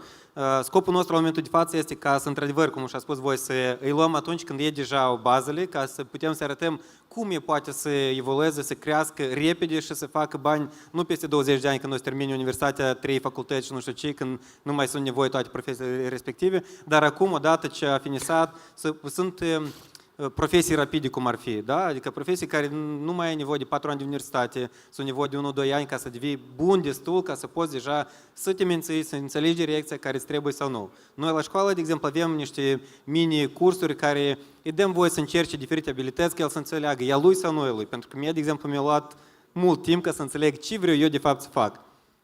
Mulțumesc! Growing opportunity for growth and growing opportunity for earning for young people, for sure. Miss Bellows, let me ask you a question. How much time do you think the country will need to cover all schools in Moldova with future classes?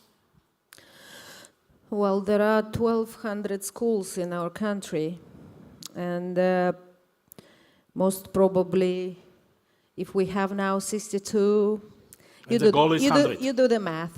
Yeah. Okay. Yeah. But since we have this amazing project, Future Technologies, financed by USAID, government of Sweden, government of UK, I hope we can emerge it and do it quickly. Although we have the target to accomplish in 2026 300 schools. So this is the small steps that we're taking right now. Believe me, it was not provocating question. It's just to remind us that the state or even a city cannot do everything at one time. So there is a need for cooperation, collaboration, different initiatives from private sector, from non-governmental organizations, from non-profit sector, and by the end, maybe our youngsters will benefit from all these kind of initiatives. I haven't mentioned earlier that when we open schools, we don't offer them all the possibilities. I mean, we don't finance everything they need. We also ask them to participate with the renovations on their own. So, and only after that we can pursue, or we can endow them with the furniture, equipment, and everything. Because we want them to understand that this is should be a win-win situation on one hand, and on the other hand, so that they understand that this costs, and it's a lot of activities that they have to plan and to implement later on, so that they can think to open schools like that by themselves later on. Thank you. Thank you. Any questions from the audience? No questions? I have one. Yeah, please, go ahead. I have one to the audience. Yeah. Cine din voi creează sau cunoaște ceva toolsuri digitale? Cool, îmi place. De toți voi îmi place. Dar cine vrea să învețe ceva cu toolsuri digitale? Încă mai tare îmi place de voi. Ceea ce vreau să spun eu, că niciodată nu-i târziu pentru nimic, eu o să fiu cu un speech mai motivațional. Nu vă opriți din creștere, nu vă opriți de a învăța ceva nou, pentru că doar nouă ne aparține viitorul nostru și doar de noi depinde ce o să obținem noi până în final. Eu vă încurajez mai mult să apelați inclusiv la proiectele care sunt de colegii Victoria și Irina, pentru că proiectele lor, într-adevăr, dezvoltă noua generație de tineri și dacă nu tinerii o să ne ajute pe noi să evoluăm, să facem ceva mai fain, atunci cine poate să mai facă? Dar ca ei să poată să facă, noi trebuie să încurajăm. Vă rog frumos, eu în voi în toți cred și în toți absolut. Mulțumesc! Great, great. If one of the teachers in the reality decides to approach you or Irina, what could happen then? So you will offer them something with fee-based, or you will include them in a project? You will offer them what?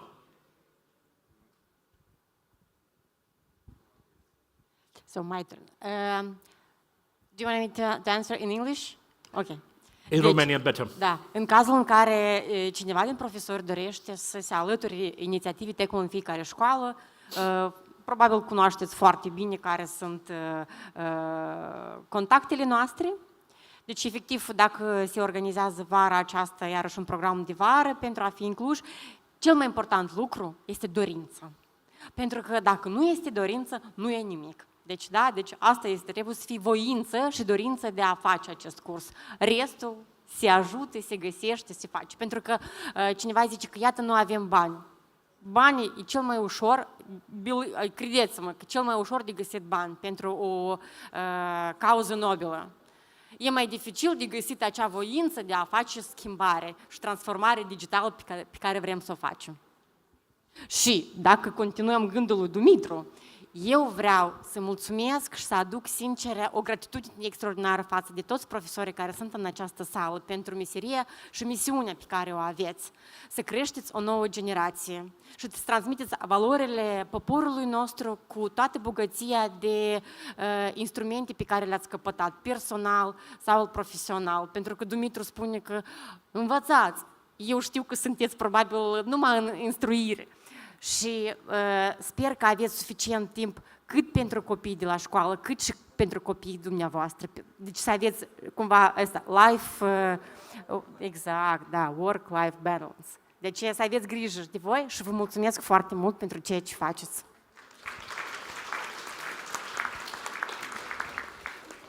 Let me ask also Mr. Makalev, in your city, when a person around my age, I'm 48, decides to go for further learning, what opportunities exist in your city? So both for general, broader, so-called liberal education, and also for further skill development. Yes.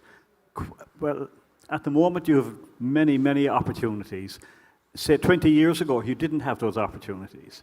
Now you have further education courses, you have part-time, you have blended courses, you have technology working with people where they can work from home. So the same restrictions aren't there anymore. You don't have to go to a classroom. You can be in an interactive environment. So for someone of your age, there are multiple possibilities. I think it's up to the individual themselves to explore why not. Is municipality supporting somehow such educational programs? Yes, there are more financial supports now available than ever before. And these are the type of barriers that have been there for a long time. They're not all removed, but there's certainly progress in making it happen for people. Thank you very much. To change careers throughout life, that they're not stuck to just one type of job. Thank you very much. Any questions? in any of desired languages. Are there any questions? Okay. If not, I'm really happy I had an opportunity. I was impressed by all speakers. I'm thankful to the Municipality of Chișinău to inviting me to moderate 2 sessions today. Tomorrow we will have again an opportunity for one session in the morning. You are cordially invited to join us. Thank you very much. I wish you success in all your initiatives, in all your projects, and we will see each other maybe in 2 years.